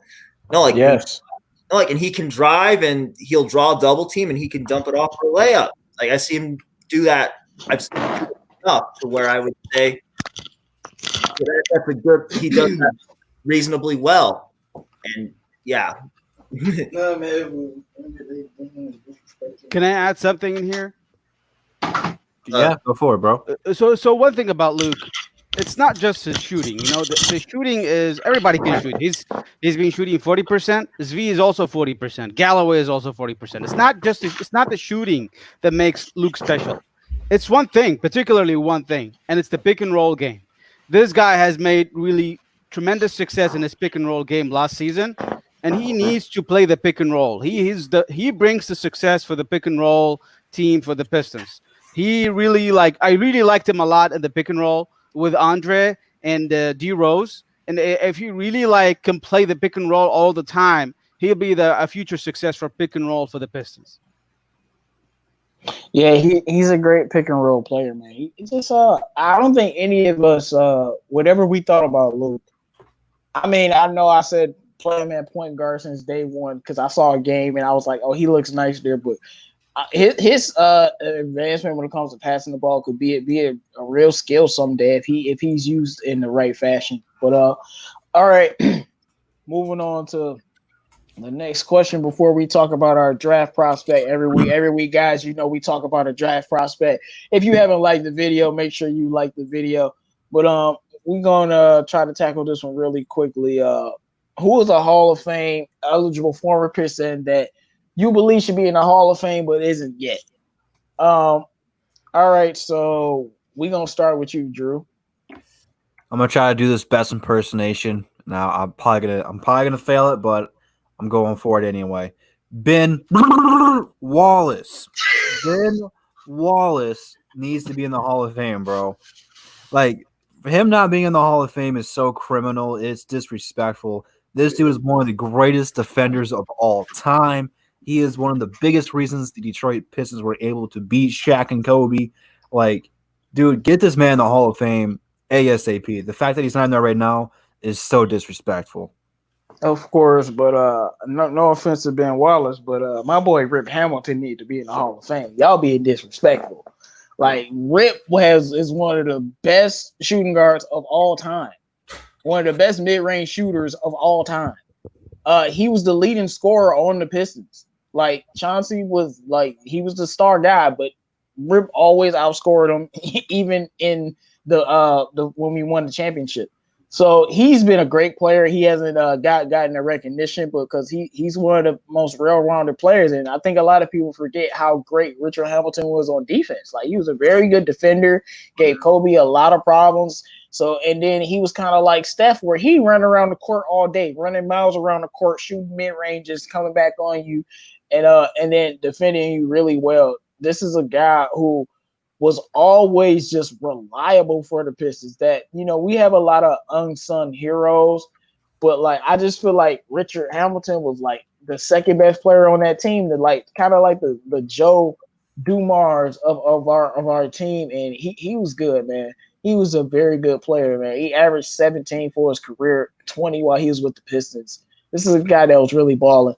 But all right, CA3, man, who was a player that you think should be in the Hall of Fame, but they got snubbed? Unfortunately, Drew stole my pick. Let me hear you do your impersonation real quick. I'm not doing it because Come on, do do it. But Ben, what? Anyway. Wasn't bad. Anyway, I think Ben Wallace should be the shit got snubbed like snubbed badly because this guy he's just he was very impactful on the defensive end. And not only was he just great on defensive end, he was one of the best rebounders in his prime. He was one of the better rebounders in the league in his prime. And also, I mean, if you look at history, he actually is actually tied for the most defensive player of the years, held by one player.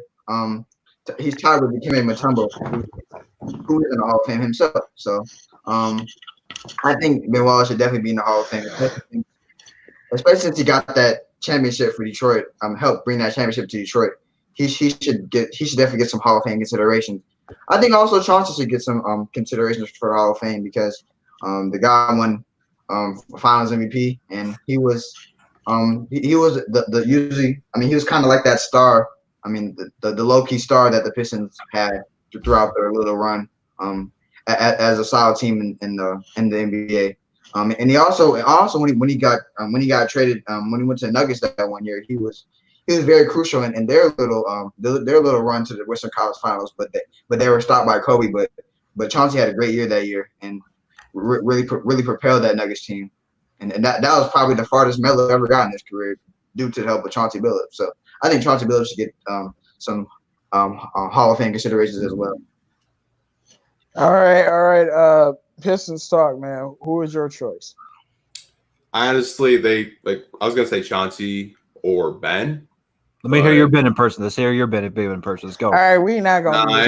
We are all.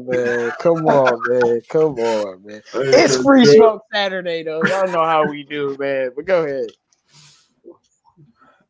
So all right, Bravo. Who you got, man? I got Rip Hamilton. He was the guy who always moves without the basketball. He reminds me of like nobody really outmatched him except Reggie Miller, who was like the same kind of like comparison at that time. So I really like Rip Hamilton. He should have been really the most underrated Piston, probably a Hall of Famer. Yeah, like I said, man, he was leading us in scoring. I wasn't about a lot, like 1 or 2 points, but he was a scorer, like. And like I said, he was a problem. Ray Allen couldn't do nothing with him. Kobe couldn't do nothing with him. He was a problem for all of these two guards. Like I said, one of the greatest two guards of all time is Rip Hamilton. He should definitely be included in that like top 10, top 12 type of list when you talk about great shooting guards, man, down the line. Definitely. PD, man, you have any players? You all took those are all some great choices. I love all of them. But the player I have is probably a player most of you guys have never heard of. This guy played for the Fort Wayne Pistons. He was a center, Larry Faust. He played with the Pistons from 1950 to the 1950-51 season through the 1956-57 season. And he actually helped get the Pistons to 2 NBA finals. And he was an 8-time All-Star, 6 with the Pistons, 2-time All-NBA, 1 first and 1 second. Both of those All-NBA teams were with the Pistons. But this guy, he probably will never get in. It's been forever, and he's still not in. So maybe I'm tripping. But during his time, man, I don't know what to say. He got a nice resume. I don't know what to say, man. You definitely right about that. This was PD's question, by the way. Guys, I want you guys to start to drop your questions in the chat as we go over our last topic, talking about our draft prospect of the week. You know, we always have a draft prospect. We're talking about the guys that are most likely to end up in the lottery, guys we could select. And this week, we got my main man, RJ Hampton. You know, very good player in high school. Went overseas and played in Australia. So my question to the panel is, what is your breakdown of RJ Hampton and how you think he can help the Pistons if we were to select him? Would you do it? Would you do it? So we're gonna start with you, CA3. When I look at RJ Hampton, he's that kind of guy. I mean, he's very young. So he's got a lot of raw potential, and I mean, I think he really has all the skills to be a good guard. I mean, he has really good size. He has great athleticism, and I mean, I think he's really skilled offensively. My problem is I think his consistency is so up and down. So that's my biggest problem with him. And also, I watch him on defense sometimes. His defensive intensity is kind of up and down. Like sometimes he has bad defensive footwork and stuff. But when I look at his shooting, I think he's not the most consistent with his shooting, but the shooting form seems all there right now. So I mean, I think he really has all the intangibles to be a good guard. And also, I mean, I like his versatility as well because I think he can play both guard positions because I think he's a combo guard. I think he can play point guard and shooting guard. So that's what I like about him. All right, PD Sports. What are your thoughts on RJ Hampton? How do you think he can help the Pistons? In all honesty, I don't know if I would. I feel like I would kind of rather have someone else over this guy, but I mean, he's creative at finishing around the rim. Maybe not totally consistent, but he has many different ways to finish at the rim. He's explosive getting there. He's got pretty good straight line speed. CA3 said, the shooting's a little inconsistent. Defensively, he gets driven on kind of easily. But I mean, I feel like this guy is. I mean, you're obviously drafting everybody based on potential, but I feel like with Hampton, you're really drafting more for potential with him than some of the other prospects we have talked about. Okay. Pistons talk. What do you think about RJ Hampton? What do you think he could bring to the Pistons? Would you draft him if we were lower down at 9? My question to you guys is he a point guard or a shooting guard? I don't know. I think he's a point guard. I think he's a point guard. I think a lot of guards can play two positions, but I think he can play both positions, but he's a point guard. He's always been a point guard since he's been in high school and everything. He's more of a point than a two guard to me. Okay. Well, let's say we fall to I don't know, maybe between 7 to 9. I would much rather take a gamble on a guy like Kyra Lewis over Hampton. Oh yeah. Because I watch highlights and I'm just not impressed. I see a lot of work that has to be done. That's just my opinion on it, but that's all I have to say. I agree.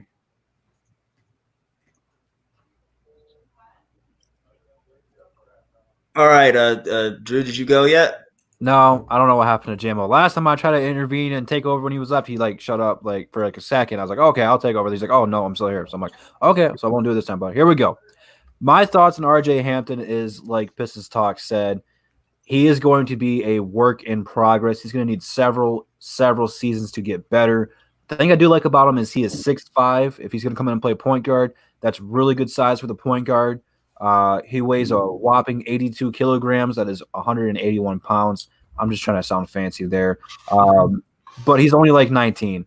So he's going to need time to get better. He played in the Australian League, which is the same league LaMelo played in. It's a pretty tough league.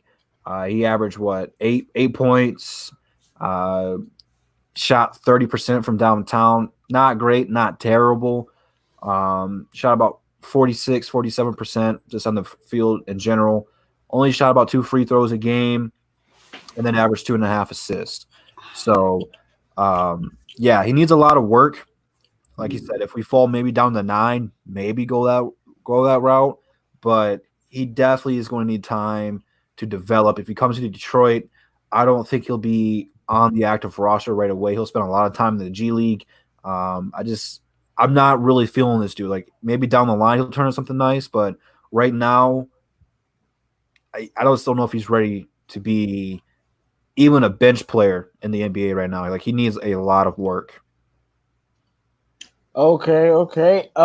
Before we get to my man Bravo with the pure draft breakdown, yeah, you and Piston talk. I need to know what y'all smoking. Like y'all bugging, man. Come on, man. Why? Because he kind of RJ plays like Westbrook. You're saying that? I was just about to say, I was about to compare him to Westbrook, dog. Y'all bugging. I knew it. Y'all bugging. Like, I knew it. okay, I understand a lot of work, but when Drew said he can't be on the bench, that's when I knew y'all was bugging. We got Nikhil Alexander Walker on the bench for the Pelicans. No. That's not what I said. Bugging. I said on the Pistons, he's not going to be on the bench because they're going to send him to the G League. No, but you said you don't think he could be on the bench on the active roster. Like, my fault. I meant the Pistons. I misspoke. My fault. The Pistons, I'm even more upset. We got no damn guards. Like, what? Dwayne I love send his ass to the G love League. Bruce and Kyrie, but they not better than RJ Hampton coming out. Nowhere close. And when it comes to offensive moves, the way RJ can break people down off the dribble, his athleticism, and he still can dish. The way he's ambidextrous, and I mean, he played LaMelo, and he stepped up in that game, had a block on LaMelo. And if you look at his percentages, he had better percentages in that league than LaMelo did. And when I'm looking at his athleticism along with his ball handling skills, he's an extremely good dribbler. He's a much better dribbler than I actually thought he was. I didn't know he was that crafty. And he's always been highly touted. He was supposed to, be at a big college. When I look at RJ, I look at somebody that can get his own shot off. He's ambidextrous. He has great dribbling skills, and he looks like a scorer to me. And the reason why I know he'll be able to be on the NBA level day one and shouldn't be in the G League is athleticism. He's way too athletic with those dribbling skills to be wasting time, dusting dudes up in the G League. Like it's the athleticism plus the ball handling. That's what Bruce doesn't have. He doesn't have those ball handling skills in that offensive game to break you down. But RJ does have it. And like Piston Talk said, the Westbrook comparison is real, man. He's a mini Westbrook, man. He's a mini Westbrook. That's exactly what he looks like, man. That's exactly what he looks like, though. Westbrook, I mean, if you look at Russ way back when he was that age, they look eerily similar. And I think he does have a lot of time to develop. But day one, like, I think his scoring is on the NBA level is a little bit underrated because he has real dribbling skills to get around you and break you down. But all right, Bravo, let me know what you think about RJ. And I do think he'll be a good fit for the Pistons. I would take him before I take Cole Anthony and like guys like Halliburton. I would take him over those guys. I don't know if I would take him over Kira Lewis because I love Kira Lewis. Like I'm very high on Kira Lewis. Same. But other than that, so yeah. Let me share with you the slide I put on. Hold on 1 second. RJ Hampton. Can you guys see it? No, hold on. No, we do. There it is. Okay. So, can you guys see it? Yep. Yeah. All right. RJ Hampton, 6'5", 6'5", and 188 pounds. Plays point guard, shooting guard, combo. He's only 19, so he's still young, and he's averaging 8.8 points per game. He's only played 15 games so far in the New Zealand league, but he's projected around 15 points in the NBA if he plays like a 28, 36 minute, maybe 36 minute. And he the thing that really low for him is a lot of numbers and stats. Assists 2 to 3 only, and he's only making 3 to 4 rebounds. Field goal 40%. A 3-point shot is almost 30%, and he's a 67% free throw shooter. Pros, I'm gonna really go really good on this guy because he's got, like JMO said, he's got athleticism. He's really confident. I really like the way he takes it to the lane. He is confident. He's like he's about to make it in there. He has nice hustle and energy. He's a potential to play off a pick and roll. Really impressed me with his quickness. He's not just athletic. He can shift gears from slow to fast immediately. Like he has that explosive element in his game. I can see him that also. Ball handling, like JMO said, is really interesting to see how he handles the ball. So he has a lot of element of success. If you really ask me, as a well-rounded player in the NBA, few cons, not a lot really. He is not a good off dribble shooter. I noticed that he's a better shooter of off ball shooter rather than an off dribble shooting. But he can play a pick and roll. I've seen him though. He is okay in the mid range jumper, like a 40%. And what he really like about him, it hurts his stock a lot of his playmaking. He doesn't really make a lot of assists in his last games. And that really hurt RJ Hampton a lot. He was projected higher at the beginning of this last season. He was projected at top 10 or top 5. I remember him like before the season started, he was a top 5. But the problem is his playmaking is really like hurt his stock. His defense, like CA3 said, he's inconsistent defender, inconsistent shot consistency. I think, like Drew said, he is probably not an NBA ready to start immediately. He's a project. He would really wait on this guy before you see him like turning into a player. In terms of a comparison, I really like. I've seen this. This is from different websites. I've seen them. There are a lot of people are comparing him to Jordan Clarkson, which I can see the kind of. He's athletic. He can shoot it. He's confident. Jordan I'm looking at your comparisons, and I don't think any of those players are like him. Dante, like none of those players scream athlete to me. Yeah, like he's an athlete. Yeah, like for real. I do, but the thing is, we're really like everybody's saying like really like Piston talk about a nice point. Is he a point guard or a shooting guard? I'm more inclined to say he's a shooting guard. Look at his assist. He's only making 2 to 3 assists. We don't really want a point guard that make 2 to 3 assists in a game. I know he has athletic. He's got nice potential as an athlete. But now, dude, with those number of assists, he's also, by the way, he's averaging 2 to 3 turnover ratio. It's really high turnover ratio too. So I don't really know if he's really a good fit for us. I'd rather take a really like a gamble on Akira Lewis or even Cole Anthony. I think he's probably like a better player than him. But he's still like, this guy he has something in him. I can see him like a lottery pick, but probably like in the late lottery pick. I think at best comparison, I've seen one of the website, he can turn into a Jamal Murray kind of player. I doubt it, but he could really turn into a player like that. Like, yeah, they're not athletes, man. We're talking about a guy that's 6'5" with great dribbling skills, can score, and can dunk on you. Yeah. Like to me, he's like Anthony Edwards light. Literally. So because like he has all the same skills, as just Edwards is just much better. But I don't know. This is my point on him. I think he is probably like a later pick outside of the top 10 in my opinion, and I don't think we should really consider him unless we really I'm gonna stop sharing the screen. Unless we really like get a couple of first round picks, I would consider taking a fly on RJ Hampton, maybe getting a guy like a late pick. If we doing it that way, I would consider it. But I wouldn't really take him at the top 10 in my opinion. Yeah, Derek Barnes. Yeah, Jordan Bone is athletic, but he's not athletic like RJ Hampton. Like Jordan Bone is speed. He's sneaky athletic.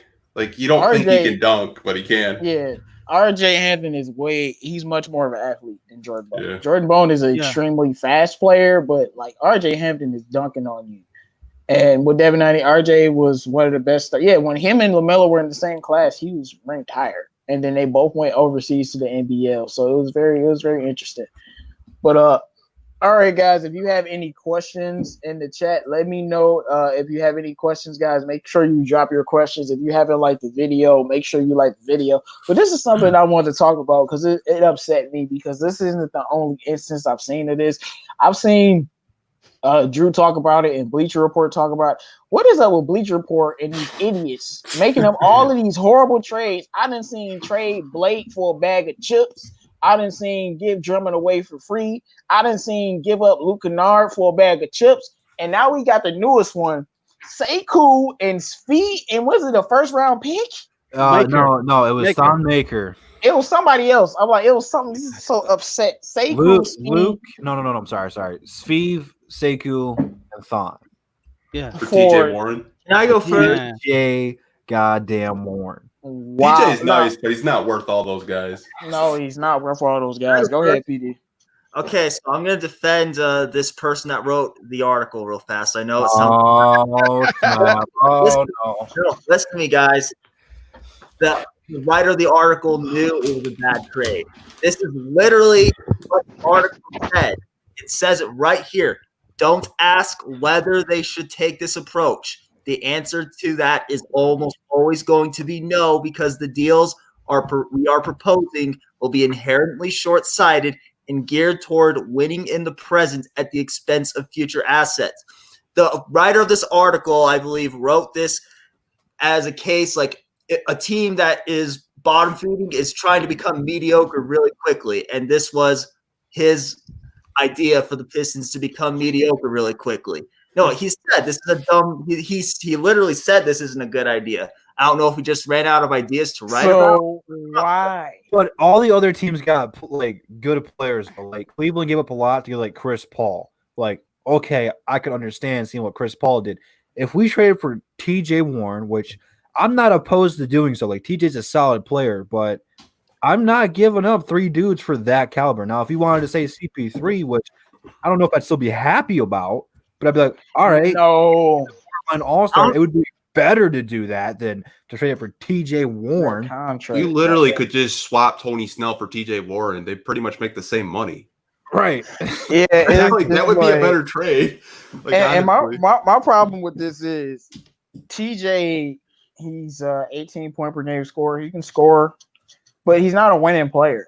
Like you gonna put him on your team if you need somebody to beat Jamal Crawford or something, you know. And like I said, he scores 18, but he's not that good of a defender. He's not a playmaker. He's just a scorer. That's what he is. But he's not, to me, he's not gonna make your team better. But if we wanted a wing scorer like that, like him or like, you know, Kelly Oubre, who's better, then those are the guys that you're gonna select. But I'm not. Look, man, if Svi is any talks of leaving him or Luke, like I need something for real. Right. And I know Svi isn't as good as Luke or anything like that, but he can average 15, shooting 40 from 3. Those don't grow on trees, so No. they don't grow on trees. So if you want Svi, I need something for real. Like especially if I'm giving up Thon and who was it else? SEKOU? Oh my god. Yeah. SEKOU? Like, if Man. you want SEKOU, I need superstar in the name. What you mean? Like if it's not a superstar or a guy Gotta that be a we top know 5 gonna be a pick. super, like it's got to be a superstar or a guy we think gonna be one. So if it's Bi, I love you, SEKOU. We might have to do that.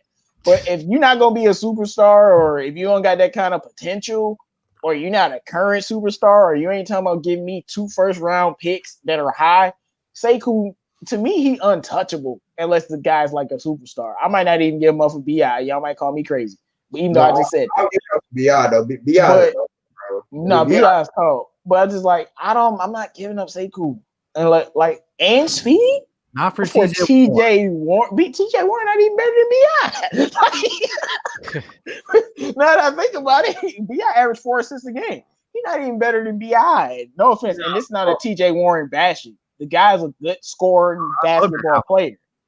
He can ball, but no. Go ahead, Drew. No, I'd love to have TJ Warren on the team. It's just like No, I don't love him to be on the Pistons. I'm not like if you wanted to take Tony Snell and Thong Maker, hey, more power to you. I'm not going to deny that, but you're giving away 2 of our top prospects for a guy who is not going to make this team any better. Even if the article was to say to make this a win now team, like what? Like it doesn't make any sense whatsoever at all. No, the guy in the article said it doesn't make. He literally admitted it doesn't make any sense. So why waste their time? So why the hell did he write the article? He just wasted his That's why time. I don't know why he wrote it. I don't know if he ran out of stuff to write or whatever. I don't know if he just Quarantine ran out. content. He should be writing it. He That's should be what writing he said. it on the Literally said that was retarded. no. He literally said these are all short-sighted and should mostly not happen. That's what Okay, I so said. what about the other articles Bleacher Report been releasing about these idiotic Blake Griffin trades? We can talk about them too.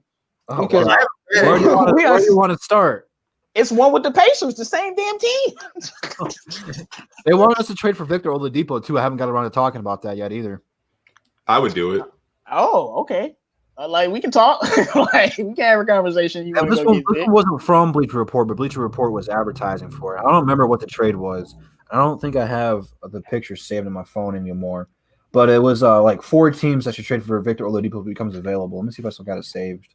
Yeah, because he rejected that 4-year, $80 million contract from the Pacers. So he's probably going to be like 120, 130 type of player. Oh yeah, so all it says, I don't think it gives us any like trade scenario here. It just says the Pistons should do it. It says the Pistons finished as the 8th seed in 2018-2019 with the same or with 41-44 record. This season they didn't even have the same fortune. The Pistons were 20-46 when the season was paused. They sent Andre to Cleveland in return for John Henson, Brennan Knight, and a second-round pick. Detroit has a 31-year-old duo of Derrick Rose and Blake Griffin. Both have struggled with injury problems over the years. After Luke Kennard, the Pistons struggled with depth at the shooting guard position. There is where a trade for Oladipo can come into play.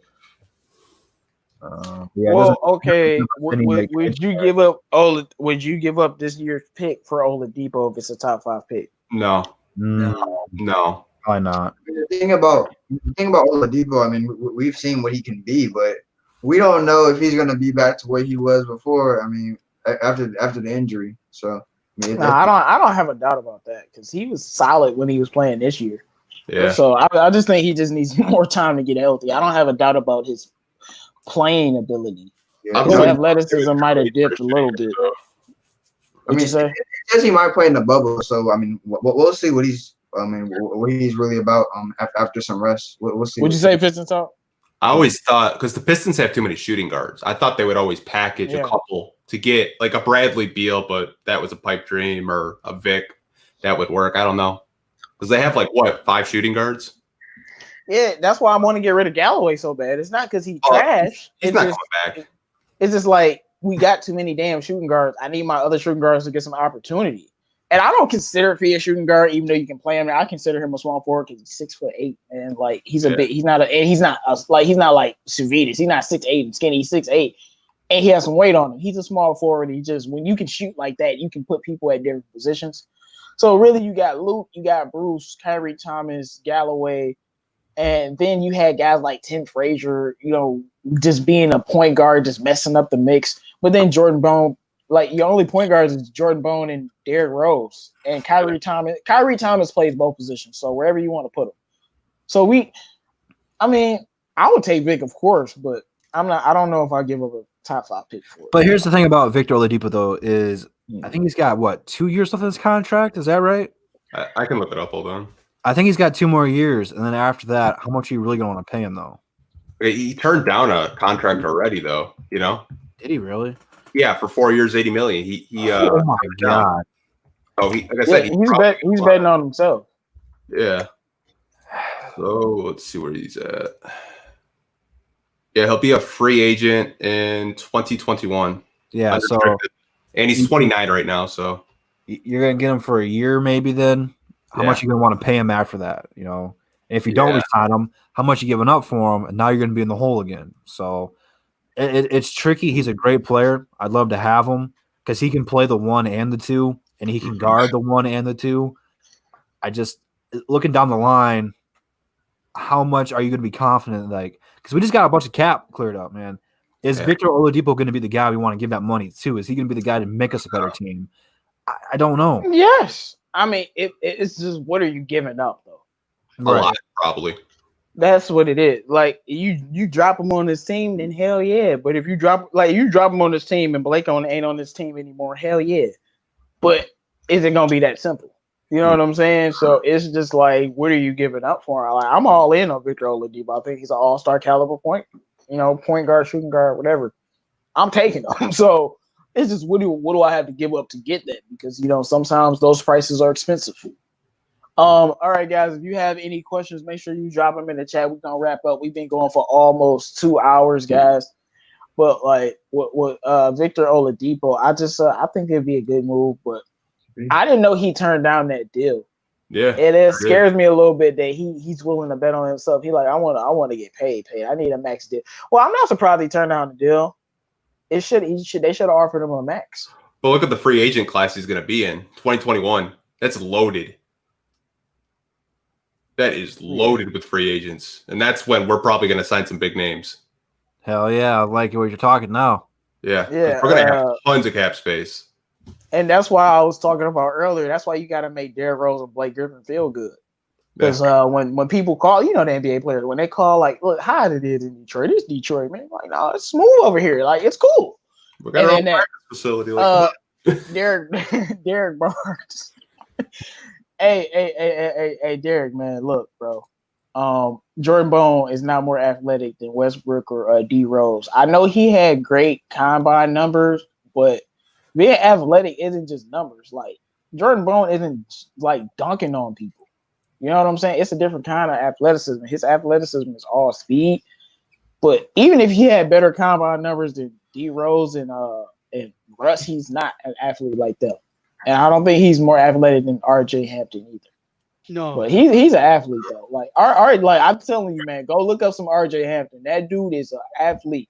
When I realized that he's probably the second most athletic guard in this draft after Edwards. Who's more athletic? Like nobody. Like Cole is very athletic, but not like him. So that dude's an athlete. We'll see where that goes. But let's see. Make sure you guys drop your questions. I had a question earlier, and then I'll do this one. Would you guys part ways with two of the Speed, Bruce, and Luke to move up to get LaMelo? Yeah, of course. There. that's the question. Yeah, that's gotta the hold point. on. You gotta hold on to Luke for dear life, though. So that's the point. Would you rather like give up one of those two to trade up in the draft and get Melo, or would you rather trade up one of the two of the three and get Victor Oladipo? Well, it's just like what want situation are we in? Because I want LaMelo, but if Killian Hayes is right there, well, I would give up Luke. Melo is gonna be a star, maybe a superstar. So maybe that's why you do it. But if Killian Hayes is there, why not just stay put and keep my team? But if they want to get Melo, I'm not gonna trip. You want to get Anthony Edwards because he's there and you had 3, he had 2, I'm not gonna be upset. But my thing is, if I'm doing something like that, it has to be smart. Like if they say Bruce and Speed and Luke, all 3, and I'm like, nah, I can't do that. I gotta find a way because like you gotta find a way to hold on to Luke or Speed. Like you got to find a way. But to me, more is just Luke. Like Speed and Bruce, you can find players like that. But if Luke has to be the price we gotta pay, then maybe we gotta pay it. But if I'm paying that price, I want 2 picks in this year draft.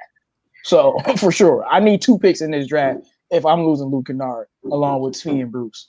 But that's I like those players. You know, you can build with those guys once you put some stars around.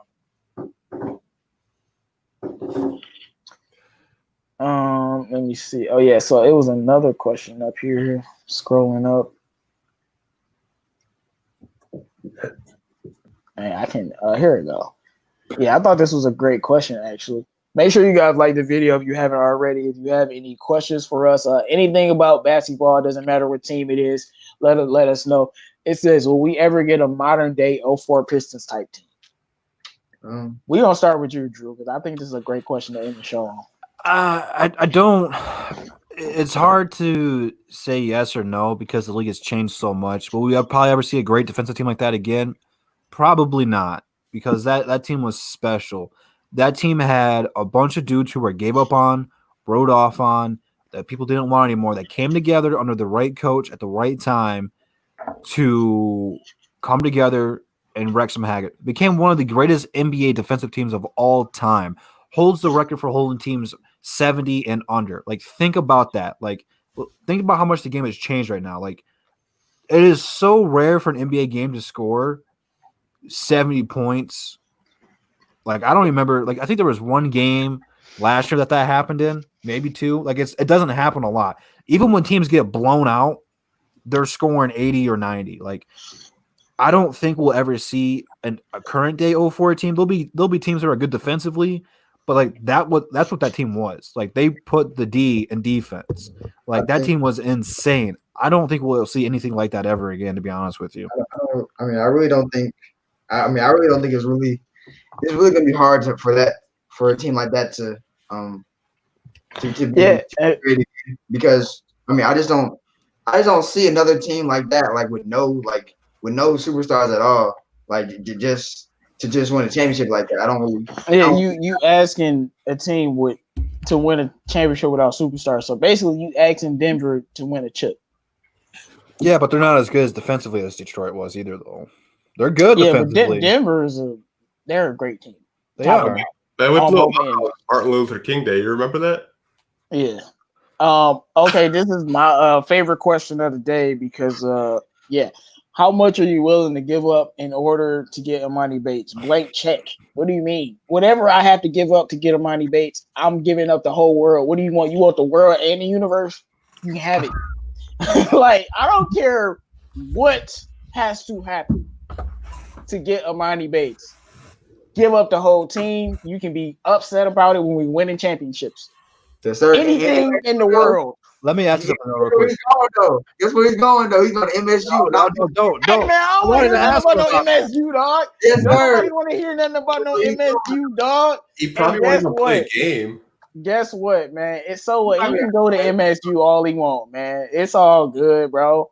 Don't worry, I ain't winning nothing. I'm not going to wait for us anyway, so I'll just figure out this brag.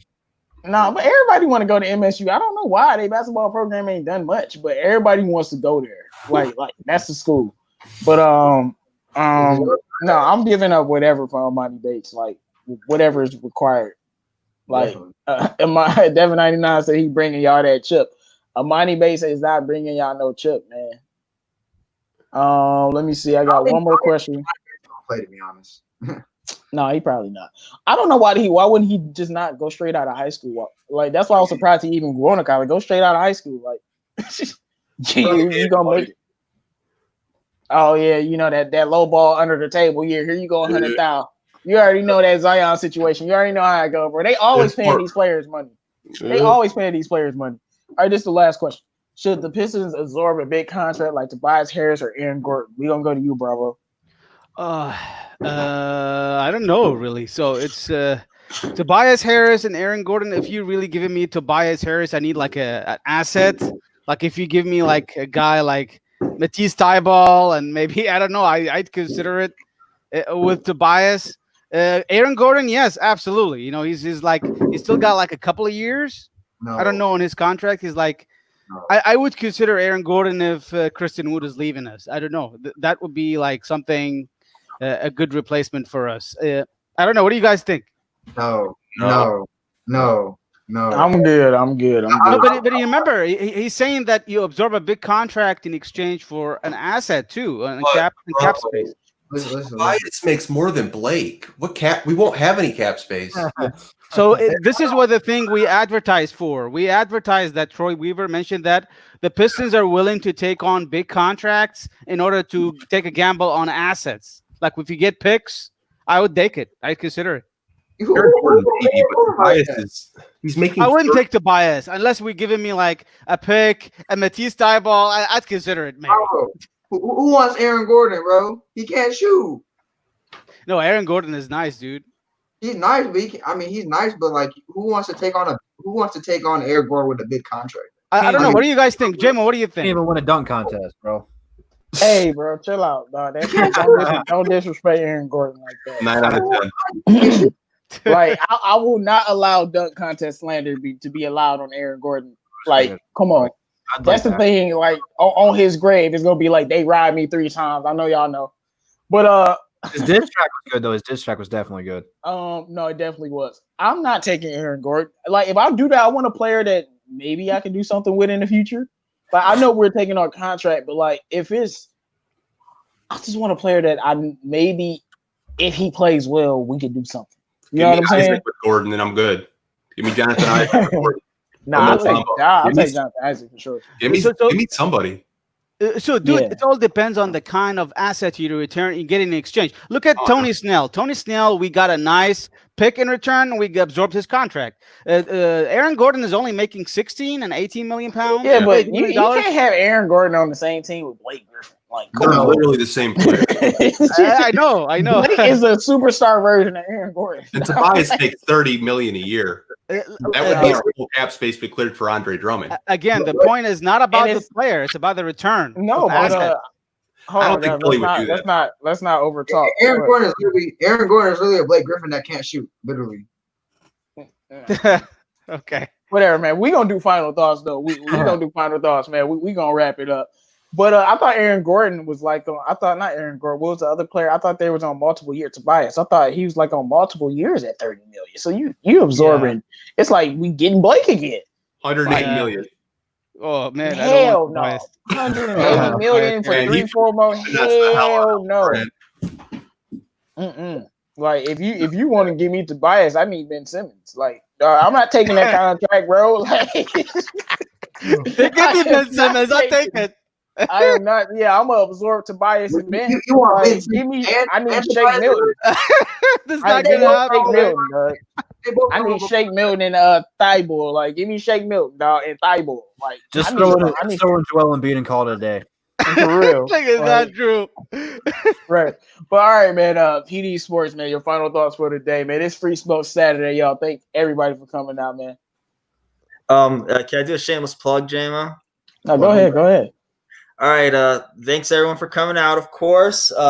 Let's get JMO to 1,000 subscribers ASAP, please. He's worked really hard. He works really hard. He puts out very good quality content.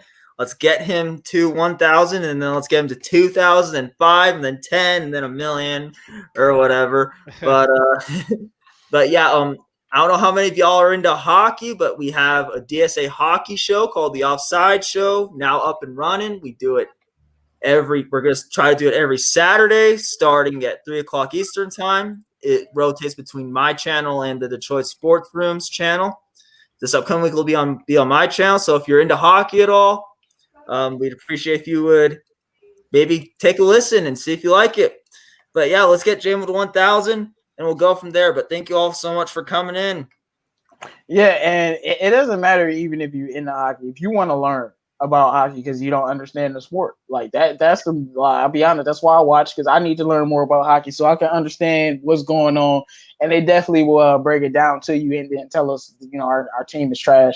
But don't worry, that's the only team that we can trust that's gonna win a championship in the next decade. I know they're gonna win one. That's facts. Who here don't believe the Red Wings win the championship the next decade? Well, JMO, you do realize the Red Wings went through a really horrible stretch of futility. Like they went through man. Then we came back strong though. I think they won like 3 championships since I've been alive. Like no team has done that all put together. This rebuild is terrible, man. This rebuild is stressing me out. Hey man, it's just a slow rebuild.